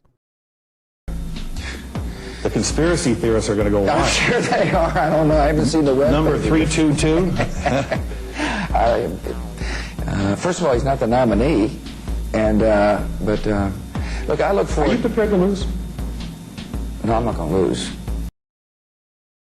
Wow, it's like he already knew the outcome, right? I mean, listen to the determination in that vote. Not determination, but predetermination. The matter-of-fact nature in which he said that. They are. I don't know. I haven't seen the web. Number 322. First of all, he's not the nominee, and look, I look for. Are you prepared to lose? No, I'm not going to lose. Kind of skipped over it, didn't he? Well, he just said it's so secret I can't talk about it. Now go down under that. Oh, so he was serious? I thought he was kidding. Under that is Lord Kerry on Meet the Press about a month earlier. You both were members of Skull and Bones, a secret society at Yale. What does that tell us? Not much, because it's a secret. Is there a secret? I mean, look at that. If that isn't the face of mocking humiliation ritual, what is? I mean, all voting is kind of a humiliation ritual for them, right? So the powers that be can just sit back and laugh at the sheep as they pretend they have a say in their own subjugation. Secret handshake? Is there a secret code? I wish there were something secret I could manifest. 322, secret number? There are all kinds of secrets, Tim, but one thing is not a secret. I disagree with this president's direction that he's taking the country. We can do a better job, and I intend to do it. He laughs, too. Wow. Do you know what? Do you know what's interesting about that clip? They both gave the same answer, short answer and moved on to the next subject with a chuckle. With a little chuckle in between. No, I'm saying it's all staged. That's pretty weird. So we have these cousins who are members of the same secret society who have sworn an oath to each other above all other oaths. I mean, look at Jones just dropping these truth bombs. I mean, I don't know. Is he a modern day Paul Revere? I've given him that label before. Controlled op or not. And they admit, even in the mainstream media, but laugh and say, oh, it's no big deal, that these so-called leaders engage in bizarre occultic rituals. And it's so weird that the general public has trouble even interfacing with it. There's kind of a cognitive dissonance that we don't want to believe it. And look at Jones dropping the phrase cognitive dissonance back in 2004. I mean, that's kind of interesting. That didn't really get popularized. I don't remember hearing that a lot until maybe 2016-ish. This is 2004. What a pioneer. A pioneer in coincidence theorist psychology is Alex Jones. Jeff says, you can always count on people every 4 years, even if you've robbed them blind. That's a humiliation ritual, if you ask me. Yeah, and good job, Jeff, bringing up this deviation by Jones on voting, because this might be one of the best ones, if not the best. This might be the best, absolute best example of Jones kind of flip-flopping an issue. Because he was so against the charade and the fraud of the voting system back then, and now he's saying vote. It is kind of weird, isn't it?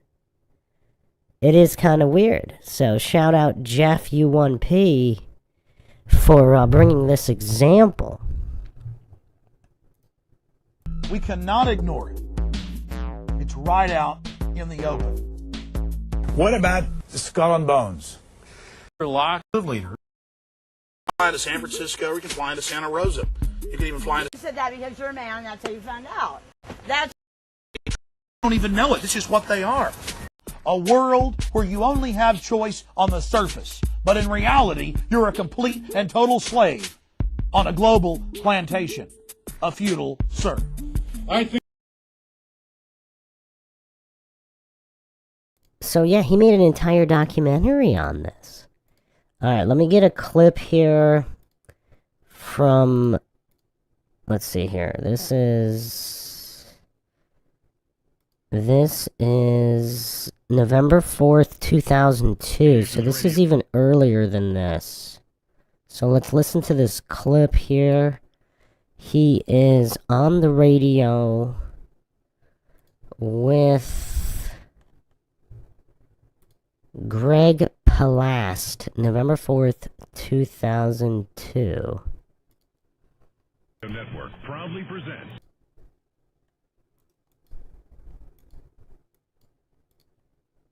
The Alex Jones Show, because there's a war on for your mind.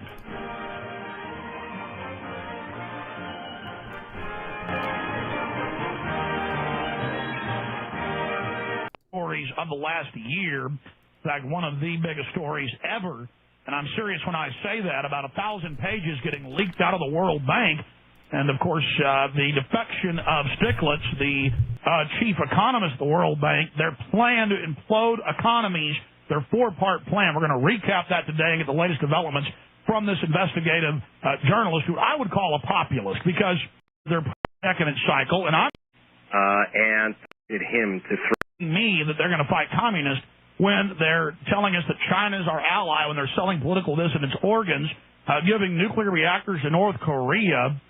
I watched the History Channel. They now admit the CIA actually put Mao into power. They put Fidel into power. They helped prop Ho Chi Minh up until 1963. It's the same story over and over again. They call somebody a communist when they want the natural resources. Or now, I guess it's not communist. They call them terrorists. Yeah, and yes, communist doesn't work too well anymore. But and once again, World Bank, IMF plan, and Stiglitz screamed My books, by the way, are very popular in Turkey because I try to explain what's going on, what the World Bank and the IMF are doing. Well, I'll tell you what, let's explain it. Can we revert back to that interview about a year ago concerning the four-part World Bank IMF plan and Stiglitz and break down those 4 points? I mean, this is a big deal. I mean, people are saying, why are the economies imploding? And the government's saying, give us control of your lives. We're here to save you, when their own documents show they're engineering it. Please go over that, sir. Okay, well, what happened is that about a year ago, I received, a good 1,000 pages of documents from inside the World Bank and the IMF, the International Monetary Fund, based out of Washington. These are the two organizations. The IMF, the International Monetary Fund? I wonder if the Tom Cruise Mission Impossible movies with the Impossible Mission Force, the IMF, is related in any way. Which work in coordination with the WTO, World Trade Organization. And they are in control of the world movement of capital. They are, in effect, the central banks and the kind of treasury departments for the planet. And, of course, they work very closely with banks out of New York. Now, I say, of course, I had to get this information from inside. So I'm looking at these documents. Well, it's the same private owners of the stocks of these banks, Dutch royal family, British royal family, and others. Well, what you have is that you have... We haven't discussed the IMF, the International Monetary Fund. It's kind of weird. Nobody's talking about it. How many people have actually talked about it? The International Monetary Fund is an organization of 189 member countries that works to foster global monetary cooperation. It has a key position in promoting the health of the world economy, established 1944 as part of the United Nations system. So, to all the coincidence theorists who hallucinate that there are no string pullers or puppet masters of all the countries, I mean, what more do you need than all of these public, just all this information is public on these funds and organizations specifically where you have almost every country being a member of? Like, what more do you need to prove that there's a concerted effort involving all countries in the world? It's just kind of weird. Like, a lot of the coincidence theorists, bootlickers, they still maintain all these countries are independent. In the documents I have, and I have some of them, photocopying my book. I'm going to try to get more on the web, etc. I've just been kind of going from one case to the other. GregPallas.com. I'll be putting up more. And by the way, the U.S. version of my book, Much Expanded, will be coming out in February. But in the meantime, for BBC Television and the Guardian newspapers, which is considered the most prestigious of papers on the planet, I received these documents, and they'd say, official use only, don't look at this, World Bank, you have to be authorized. And on each cover it says Argentina, Bolivia, Venezuela, Botswana, and it has all these nations, and it has for each nation an economic program. And you look at the economic programs, and some of them most of them have these very nice names like poverty reduction strategy. You think, boy, they're really going to help out these. Jeff U1P on fire in the chat here. BIS Bank runs the IMF. That's the ultimate bank which to be looked at. They are based in Switzerland and don't like publicity. I don't see where they run the IMF, but BIS is the Bank for International Settlements. It's an international financial institution established in 1930, over a decade prior to the IMF, in Basel, Switzerland. It is the world's oldest international financial organization, and again, some people believe Switzerland itself is simply a founded country of the Knights Templar. I went over that a little bit on some of the podcasts involving the Knights Templar. The primary mission is listed as to foster international monetary and financial cooperation and to act as a bank for central banks, providing services exclusively to member central banks and other international organizations.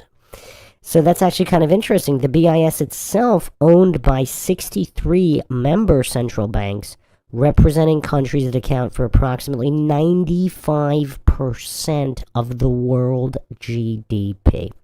So basically, for the goofs that hallucinate that there are no controls or string pullers for the world economically or otherwise, I mean, these are all admitted. This is all open, admitted, public information, and yet you have coincidence theorists still hallucinating that there's no means of controls for any kind of a worldwide conspiracy.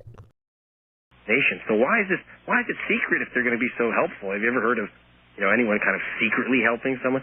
So it's why the secrecy? And you open the stuff up, and these are programs which point by point. I mean, they go on to sometimes 100 pages, and they have specific demands on each country, which if they don't agree to it, they call them conditionalities. And they averaged 114 conditionalities per nation. You get your international finance is cut off unless you agree to the whole package. And one nation after another, it required the sell-off of water systems, of electric systems to foreign operators. It required the sale of the banks to foreign operators, allowing... So again, this is a great interview actually here. So not just monetary, but also resources, water, etc. Changing rules to allow banks to remove the capital from nations. And one of the most tragic cases I saw was Argentina, where the economy was where the and they call it the IMF riot. They know it's going to create riots. Oh yeah, well one of the things I should mention is that in the plans they say we know, for example, in the case of Ecuador, it actually says that this will cause % of us are going to die. This is an incredibly. They say if we follow their orders on all the factories and on the streets, or they say on page 31, 80 to 80+% will die in major cities. They say if we follow their orders, only 20% of us are going to die. This is an incredibly chilling document. America still unprepared. America still in danger. Report on the independent task force sponsored by the Council on Foreign Relations. And these are all the Carlyle Group people. These are all the names you expose. Yeah, Alex, I know the Council on Foreign Relations is always doing a great job of saving us from ourselves. In a democracy, I prefer the vote to the council. Well, certainly in our constitutional republic. But what I'm trying to say here, Greg, Pallas, is that what's in the IMF plan for total takeover by the international banks is exactly what's in this 40-page report. Yeah, it's the same group. In fact, Stiglitz told me, he would say he'd sit around with people in the U.S. Treasury. Remember, also Joe Stiglitz, who was the chief economist of the World Bank, he was in Clinton's cabinet as the chairman of the Council of Economic Advisors, and he'd say, some of these top guys at Treasury, I can't give you the names he gave me, but you'd recognize them, would sit around and say, well, does this policy, how does this policy float with Citibank? They literally sitting there, at the Treasury Department, and it's like, he's saying, these guys didn't even hear themselves and understand what they were saying, or maybe they did and they just got so used to it. About named Azurix, the fresh water that comes out of the Everglades, which right now any of the cities can take the fresh water from the Everglades without cost to consumers. At the moment, the water is being contaminated by sugar plantations, the Franjul, the guys who, weirdly, the Martin Luther King Voting Reform Act of 2002. I'm sure Dr. King is spinning in his grave. But Chucky Schumer's co-sponsoring that, which shows that some of the Democrats are going I know. on with. I'm very nervous because you know what it is? It's really an incumbent re-election insurance plan. The Democrats like it, and the Republicans like it, who are in office because, for example, the news, the NAACP the company is based on... Wired magazine reported that hundreds of grocery stores, dozens of chains have put pressure sensors under the tiles on the floor, biometric face scanning cameras, and microphones. This is in hundreds of stores right now. He's reporting this in 2002. Think about that for a second. This is 2002. And they are building digital algorithms, psychological outlays by your purchases, by how long you linger, by what you do. Then they instantly upload your credit card purchases into an NSA databank. That's Wired magazine. I mean, this is going past Big Brother. Well, you have to understand that... He's talking about algorithms in 2002. The new anti-terrorism law has a provision which I found very... that concerned me greatly. For the first time, the U.S. Justice Department will be entitled to access private databases like this company, ChoicePoint. And they can share. And you know, it used to be that you had to go to a court. You know, the Constitution on your Fifth Amendment says you have to go get a warrant to get in, to break into people's homes, in effect. Well, breaking into a private database, the courts used to say that's the equivalent of breaking into someone's home. And now under the anti-terrorism bill, U.S. Justice Department has the right to kind of go leafing through computer files without a warrant. Well, the sneak and peek provision, Section 213, says they can do it in your actual home, business, library, and then order you, if you catch them there, to not tell anyone. I'm very concerned about this, especially with ChoicePoint and its DNA database, because I don't like the combination of the fact that this is the company that, through its database manipulation of the voter rolls in Florida, they, in effect, by computer, chose our president, and now he's chosen them for the biggest contracts under the anti-terrorism. By the way, I have a report here out of Ohio where they're going door to door to collect blood samples and just asking people to do it. They're now taking blood from all babies in all the major states and admittedly putting it into this database. Were you aware of that? Now that's just really chilling. That's really chilling. Taking blood from all babies in 2002 for a database. Yeah, home births are a great option. Yeah, well, you know what they're doing? They're saying, for example, like ChoicePoint, this company that selected our president, and now they're making billions. They are doing things like they got a big play on ABC television saying that they've been able to spring innocent men from jail who had committed rape because they use their DNA. Or accused of committing rape because they use a DNA database to prove that they're innocent. So in other words, they use a couple good things that they use with the database, or that they find a missing child through the DNA database. So everyone says, "Oh yeah, take my baby's blood." Well, you know, before you do that, there's nothing unless they give you a contract that says this will only be used in case your child is missing or lost, and you agree to release this information. Well, the Supreme Court has ruled that they can take that blood, get a protein out of it or a genetic system, and then patent it. Oh, yeah, also, they can frame you with it. Well, the problem is, I just think that, you know, there's the new expansion of using the cover of anti-terrorism to break into our personal files, lives, and even our DNA sequences. I just worry whether that actually makes us a lot safer. And, you know, what we're not doing, and on the other side of the coin, is our buddies, the Saudis, who this week announced that if we do attack Iraq, they're not going to give us any help. Let's talk about that in a second. Let's take a few calls, or we'll never get to them.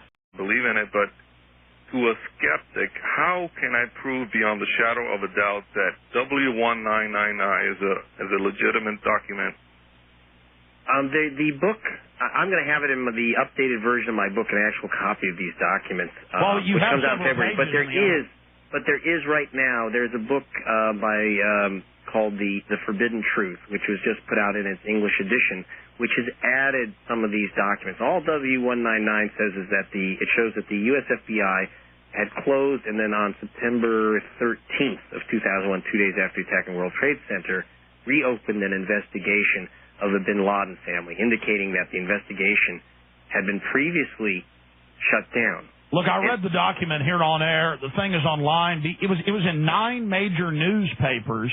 You can go to Infowars.com, print it off. You've got the government blocking investigations of Al-Qaeda, of the bin Ladens, of Hamas. We've got FBI agent Robert Wright. We've got Judicial Watch head Larry Klayman and David Shippers at the National Press Club giving an hour-long press conference of how they were blocked from stopping Al-Qaeda and hijackers at bases. That's been all over the news. Well, I should also mention that there's a massive suit brought by the attorney Motley. And I think it's Richard Motley. But it's a multi-trillion-dollar suit for the victims of September 11th against the Saudi government. And the New York Times just reported that that's being thrown out. Yes, because the U.S. government is sensitive to a network. On Infowars.com. All right, so there you have it. Possibly the biggest deviation regarding Jones on any topic being voting. Okay, let's continue the thespianism here in yesterday's episode. Notice Epstein's obsessed with all this. And what's Epstein in the emails talking about 15 years ago? Normalizing all this. And how the transgender movement's good to get you used to this, so you'll accept chimeras, replicants, clones. This is just like, oh, let's just slip in. Oh, yeah, it's for the LGBT. Oh, we made a creature. It's liberal. I mean, this isn't quite Prime Jones, but this is Jones in high gear thespianism that I haven't seen for a little bit. Don't be mean to the gay people. Slip in. Oh, yeah, it's for the LGBT. Just slip in. Oh, yeah, it's for the LGBT. Slip in. Oh, yeah, it's for the LGBT. Oh, we made a creature. It's liberal. Don't be mean to the gay people. Netherlands considers radical legislation allowing embryos from 2 men or 2 women. LifeSite News on Infowars.com. Dutch Parliament is considering changing the legal definition of an embryo to include a human being created from the genetic material of 2 men, 2 women, or even 1 person. I'm calling on the international community to do something about this extreme disease that's in charge of the Netherlands. Author and commentator Johannes Konerdot implored in a video message last week. Let's get them on. Producer Scott, Daria, get them on. He shared that Parliament had just discussed, and it's moving forward, new legislation that would allow embryos to be created from the genetic material of 2 men or even from 1 self-fertilized egg of 1 person. The law would serve as an amendment to the Dutch Embryo Act, which currently prohibits the creation of embryos just for the use in experiments. Only excess embryos from vitro fertilization may currently be used in research. The bill opens the door to recognizing lab-created embryos while stipulating that the existing development limit on the embryos used for research would still apply. Embryos may not be developed outside the body in the country for more than 14 days. But now they're going to legalize it and bring it to term. Dutch parliamentarian Gideon van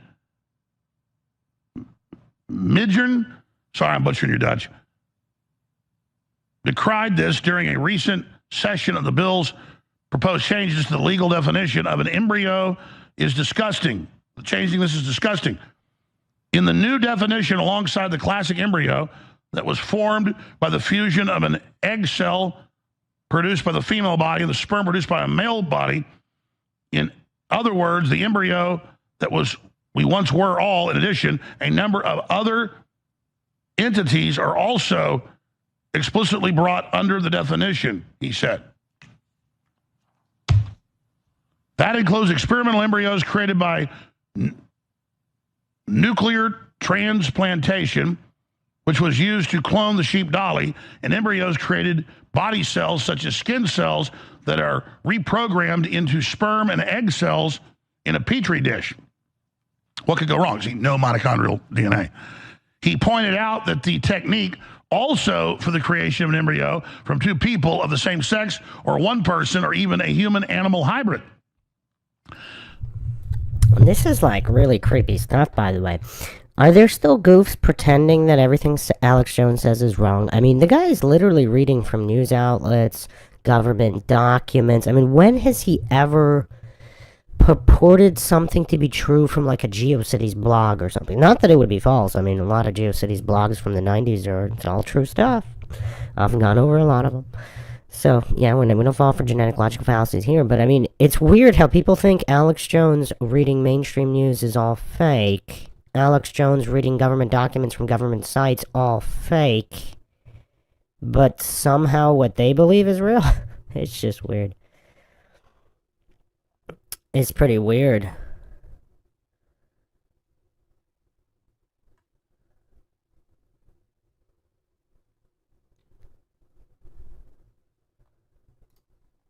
Chairman, here it is.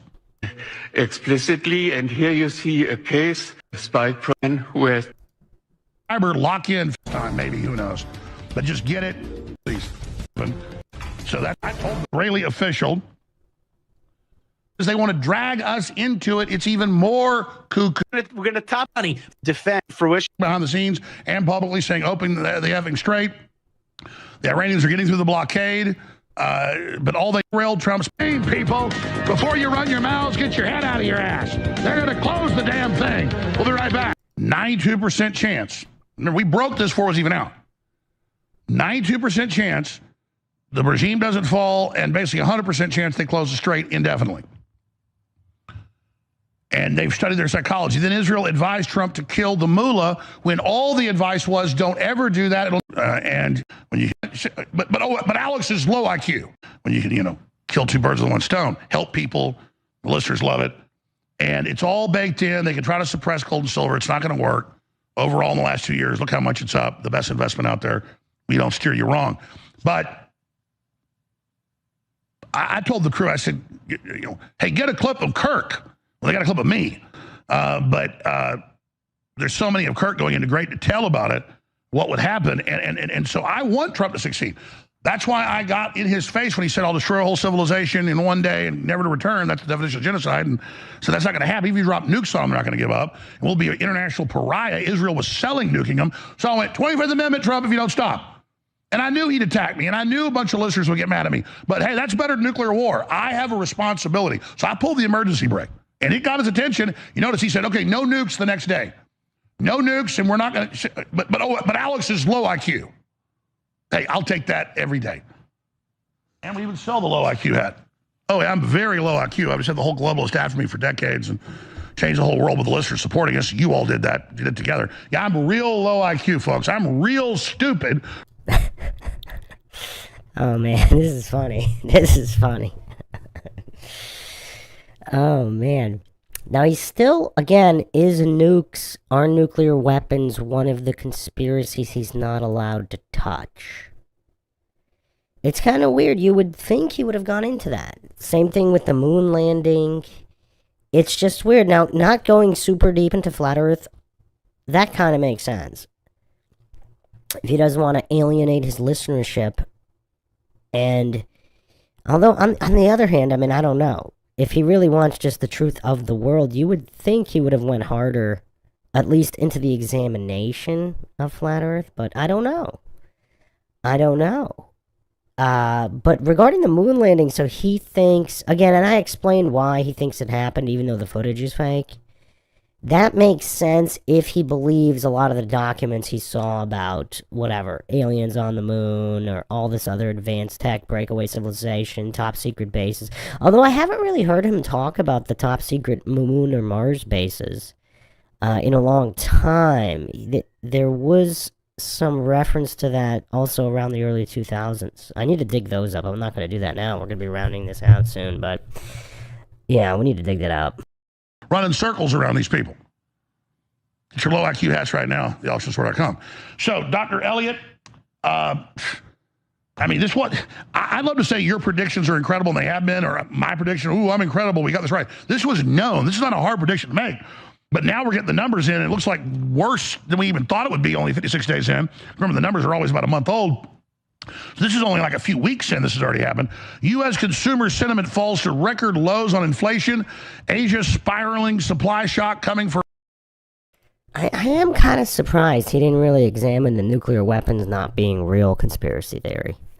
That's definitely suspicious and points in the direction of controlled op.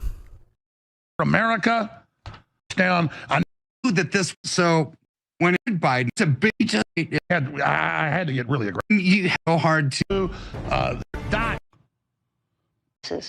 Resist a more of a hour Saturday show. I said, or get these of America handle press briefings. And this is lore I had to learn studying these people. And I'm like, this is deep lore. This is like, I'm like, what's that? Check that. And deeper lore.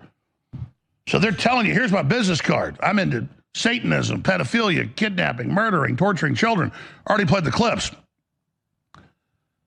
And then they sit there and just laugh like a bunch of hyenas as they do all this. And the Democrat Party and the Kafka's law firm and Senator Blumenthal and their PR firms raising $300 million, their charities off me, saying I did stuff to them and I made money off them, and none of it's true, and then rigged court cases and all of it. It's just unbelievable. The crap they've pulled, the things they've done, the CIA, the DOJ, in-court documents behind the whole thing, and then they turn loose a bunch of satanic court jesters, gremlins, don't feed them after midnight, to then run around and say things like this. I played the clip yesterday. I love wearing the man's skin. I'm like Leatherface. Onion's Tim Heidecker plans to erase Alex Jones from Infowars. These are all quotes from him. So they don't want money. They don't want settlements. No. They want to silence me. They want to hire actors that sound like me. It's disgusting. So here's a clip of him in response. Oh, it's just a joke. Ha ha ha. But you see the content. No. And just all these people, and we showed footage inside the Onion with him there yesterday, and it's all soft soy white men. You know, obviously, you know what? It like in their war against civilization. And they even talk about it. Oh, he rides around on horses and thinks he's tough. Well, we're all gang together and we're going to get him. We're the nerds. And John Ronson, that barely even knows me. I mean, I saw him at Waco, infiltrated Bohemian Grove. He interviewed me a few more times. He's like, all the news. I'm the Alex Jones expert. And he was run out of Dallas because he beat up all the nerds. And they lured him to a farm and tied him up and knocked all his teeth out. Just 100% made up. But it's all about, we're the nerds. And we got him in a farmhouse and we knocked all his teeth out. Just totally made up. Totally insane. But it's all about narrative. It's all about origin story, about stealing my identity. They're obsessed with creating false narratives about who I really am and what I stand for, because I'm, in their own statements, I'm the archetypal Carl Jung rebel, populist, folk hero, call what you will. That's how they see me. In Rockefeller Foundation stuff from 20 years ago that got released 15 years ago, I've showed to you. They're like, this folk hero, iconography is very dangerous. We must destroy him. Destroy him, or you will be eliminated. And then what they throw at me is like, oh, we can say all the lies we want to. We're just court jesters. Ha ha.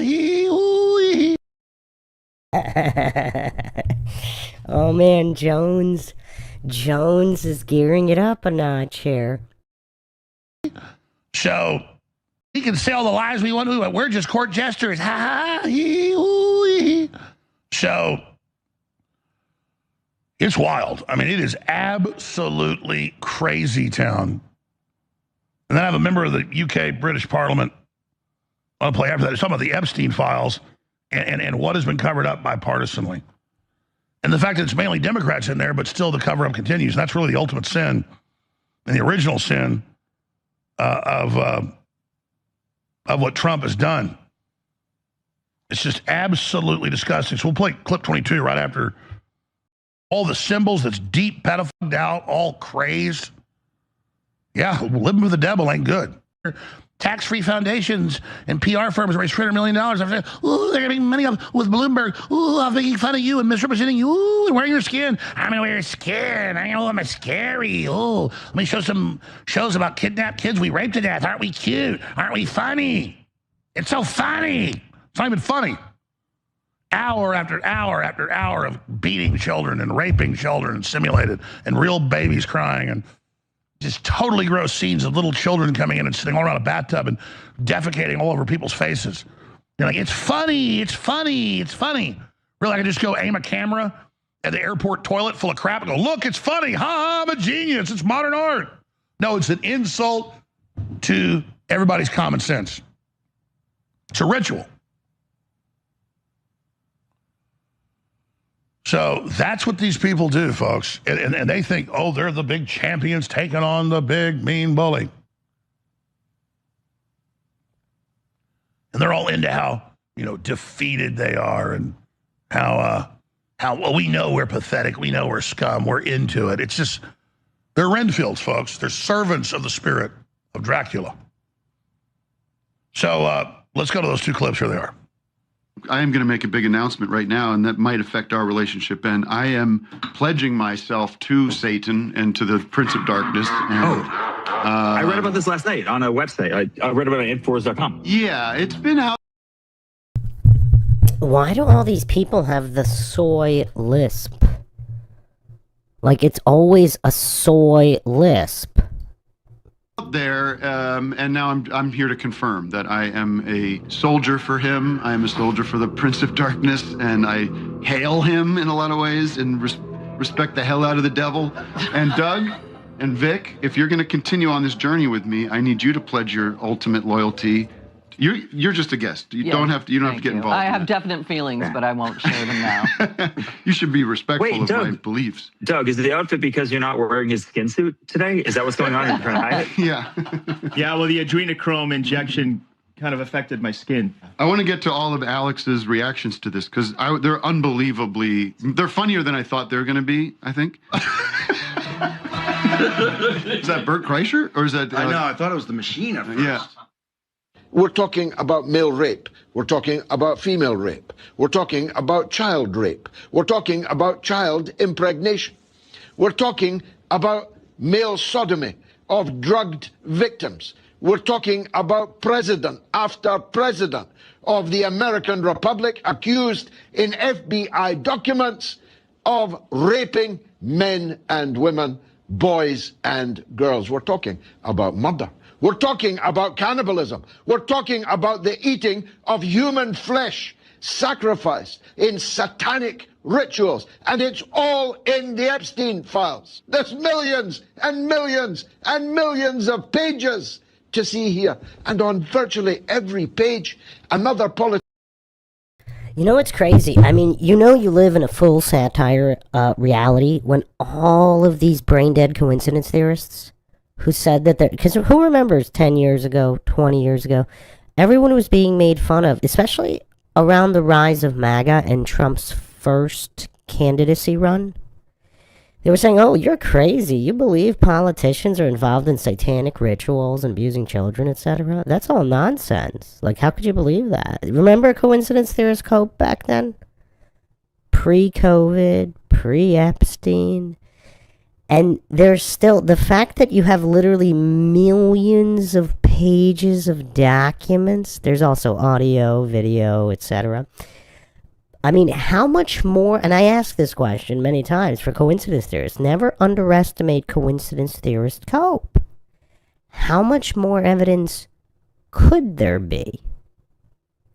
Is it possible to have even more evidence than there already is?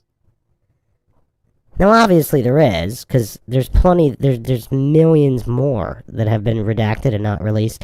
But if, and this is a question I ask in the Columbine case, many other cases, of the brain-dead coincidence theorists, if they're willing to release this, what are they not willing to release?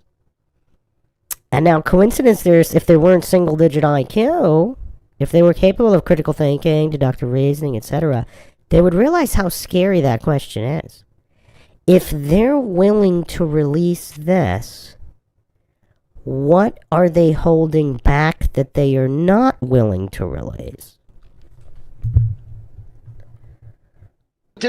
Another magnate of the capitalist system all over the world is revealed to be just about subhuman in their appetites, just about demonic in their proclivities, in their predilections, and they talk to each other about it in writing, in emails, in messages.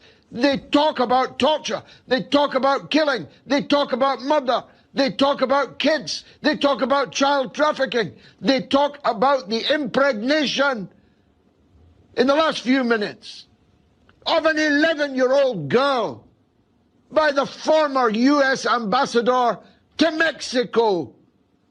Wow. It's breathtaking, and it keeps on coming. It's like a torrent of sewage.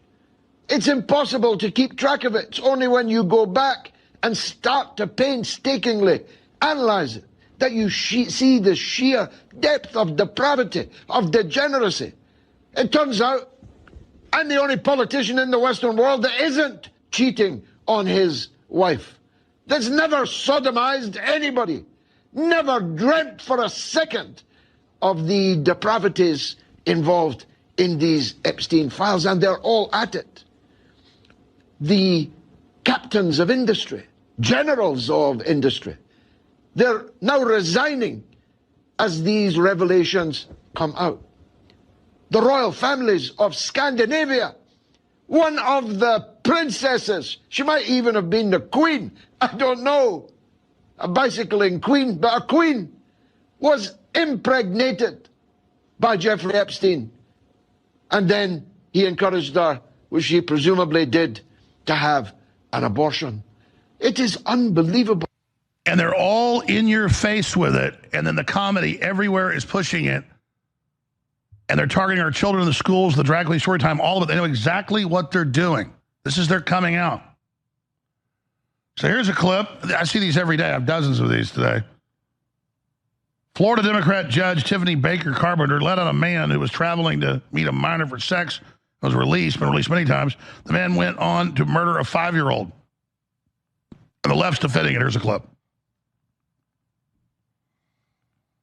Kill his They come back and say on Monday, absolutely his head would have been bounced off that concrete. And on anybody really working with finding sales on wood energy producing. Today's for the mind. Game Theory 18. 6 million bombs on Vietnam. They didn't give up. We've dropped 20,000 on Iran. Trump we blew up a lot of stuff. There's been Pentagon assessments. They're unanimous. Don't do it for decades. Okay? So I don't want to hear, are you for the mullahs? I wouldn't cry if they disappeared. It wasn't going to work. The dog wasn't going to hunt. Above Israel even deeming this as a political diversion from Netanyahu with criminal charges, and he goes to jail in October, is the Rothschilds and BlackRock wanting a global shutdown to take control. That's been their austerity plan. I said it before the war. I said it the last 56 days. I'm right. And I don't want to be right. This was not a hard prediction to make. So, yeah, now everybody's like, oh, well, they'll get oil from us now and liquid natural gas. Blah, blah, blah, blah. The supply chains aren't built up. Already, a third of the fertilizer in the growing season has been delivered. All the international agencies are reporting it's going to cause mass famine next year. That means revolts, destabilization. This is scientifically known that when you spend half your paycheck on energy and food, you get unrest. 60% you get war. Okay? They're running out of jet fuel all over the world. This was war game. This was known. And people just I think the mullahs are fall. I was having Easter dinner with family, and there were about 9, 10 people there, and everybody agreed, and they're all Trump supporters, that the war was bad, except my dad. And he's like, well, I didn't like the war, but now we're there. We got to save face, and hopefully they'll fall. It's just my dad's a smart guy. I'm just yeah, okay. It's well, we're in this fight. It's not like you're fighting some dude in your backyard, and you got to win the fight. It's baked in, folks. It's a setup. What's weird is Jones can't see that regarding NASA. It's actually interesting that he's almost mocking his own father here regarding this war, but he can't see that's his own reasoning when it comes to NASA. Save face, etc., etc. That's actually kind of interesting, isn't it? Well, we're John Wayne, so we're going to just keep doing it, and we'll just escalate it if we need to, and well, really, it's a master plan of Trump. No, it's not. Out of the people in the meetings telling him don't do it. Let me catch up with some of the chat here. Smokey says, I just want to be left alone, be self-sufficient. Government detests that sentiment, indeed. Smoky Quartz says, some poor county in West Virginia or Tennessee, these people practically don't exist on paper. Nobody cares about the poorest places in the U.S., and that's where people are actually free. Blooded Sky says, have you been to West Virginia or Tennessee? They have their own issues. Well, let me counter that by saying I think West Virginia is the least COVID vaccinated state in the country. And there's also the dead zone. I don't know how many hundreds of square miles or thousands. It's either hundreds or thousands of square miles. Probably would be hundreds, right? It's not that big. Let me check.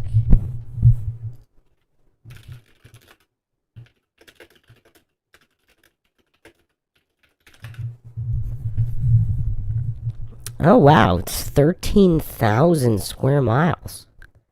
120 miles in each direction. And that's where supposedly there's no Wi-Fi. And it's no cellular service and very limited radio transmission of all kinds. So they might have problems, but they don't have those. So all of these issues potentially caused, some people believe, are caused, I don't claim anything is true or untrue.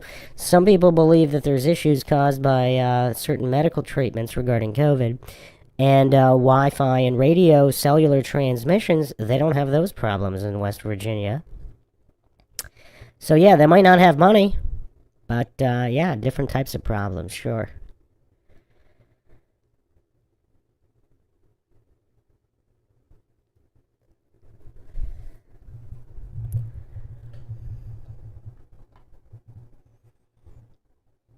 But yeah, cities are tough though. Jeff says we should be able to live in cities and not get taken advantage of and robbed by taxes not being experimented on. If we leave, who will save the rest? It is a logic response, but not the right thing.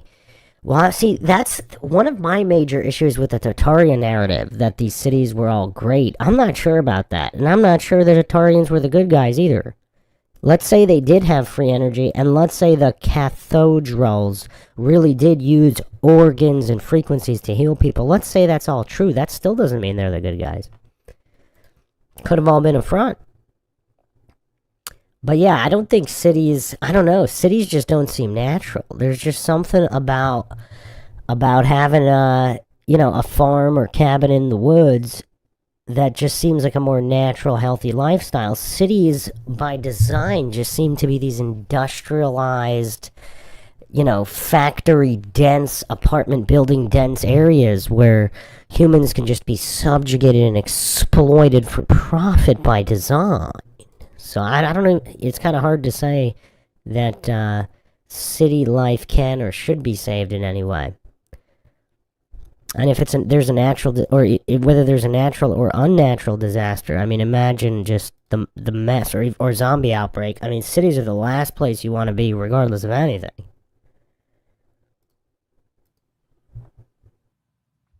I've had family that war plan at the top of CENTCOM for years. You don't think they haven't war gamed this up the ass? You don't think they haven't had AI 10 times better than they have run every calculation? I told you months ago, Israel hits them with a nuke, Pakistan's going to hit them with a nuke. 2 weeks ago, Pakistan said, we will nuke you if you nuke them. This is already war gamed. I'm sorry I read war games. I'm sorry.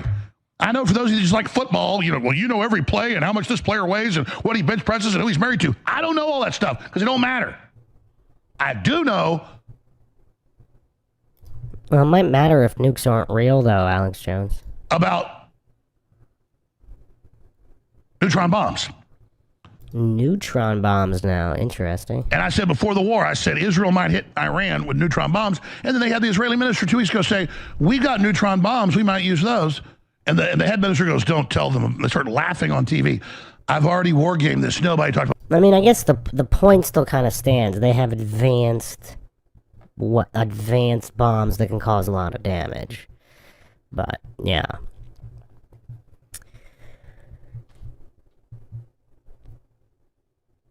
Tinted, what is it? Hold on, let me get the screen name here. Is it Tint Eduyumayan or Tinted Yummian?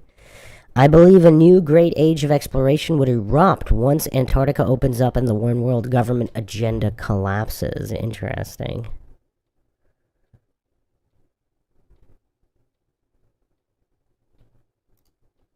Neutron bombs until I did. Okay, I know this stuff, okay? I hate to sit there and explain it to people. It's just, it's so frustrating to be informed and then watch a bunch of people that can't even find Iran on a map boil it down to, well, you're for the Muslims then? We've been set up by BlackRock for economic disaster. Just watch, I'll be right, and you'll still be mad at me because you want to be lied to. Chris, finishing up with your Game Theory 18, go ahead. What prophetic words from the one and only Alex Jones?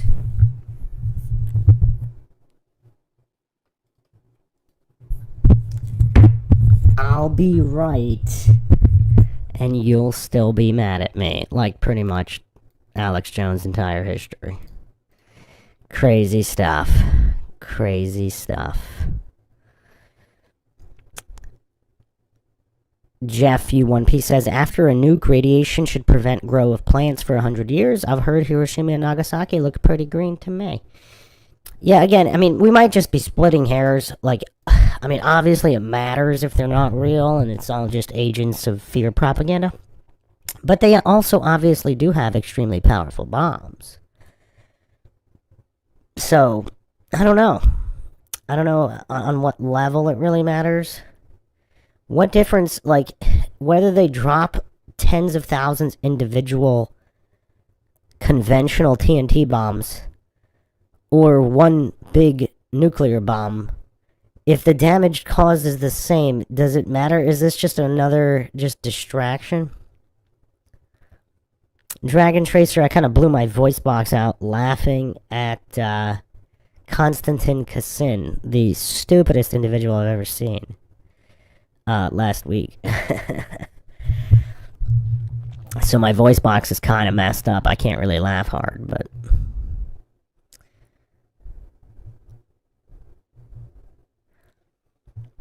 I haven't listened to a lot of Goatis, Aaron Crypt. I don't know how to pronounce his name. Goatis or Goatis? Goatis. Jeff says, if the land is inhabitable or not after is the point. Yeah, there is a point, but I'm talking about, like, destruction or amount of lives lost in the attack.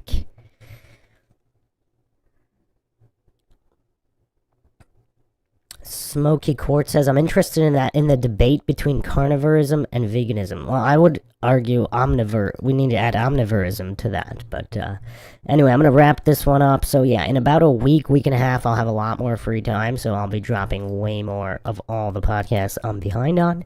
Appreciate everybody's patience. If you want to help support the MINDSHOCK podcast, you can donate to our PayPal. Check the link in the description. Make sure you subscribe, like, and share. Twitter, Facebook, Reddit, Patreon. This is Bruce McGuire signing off. Catch you guys next time.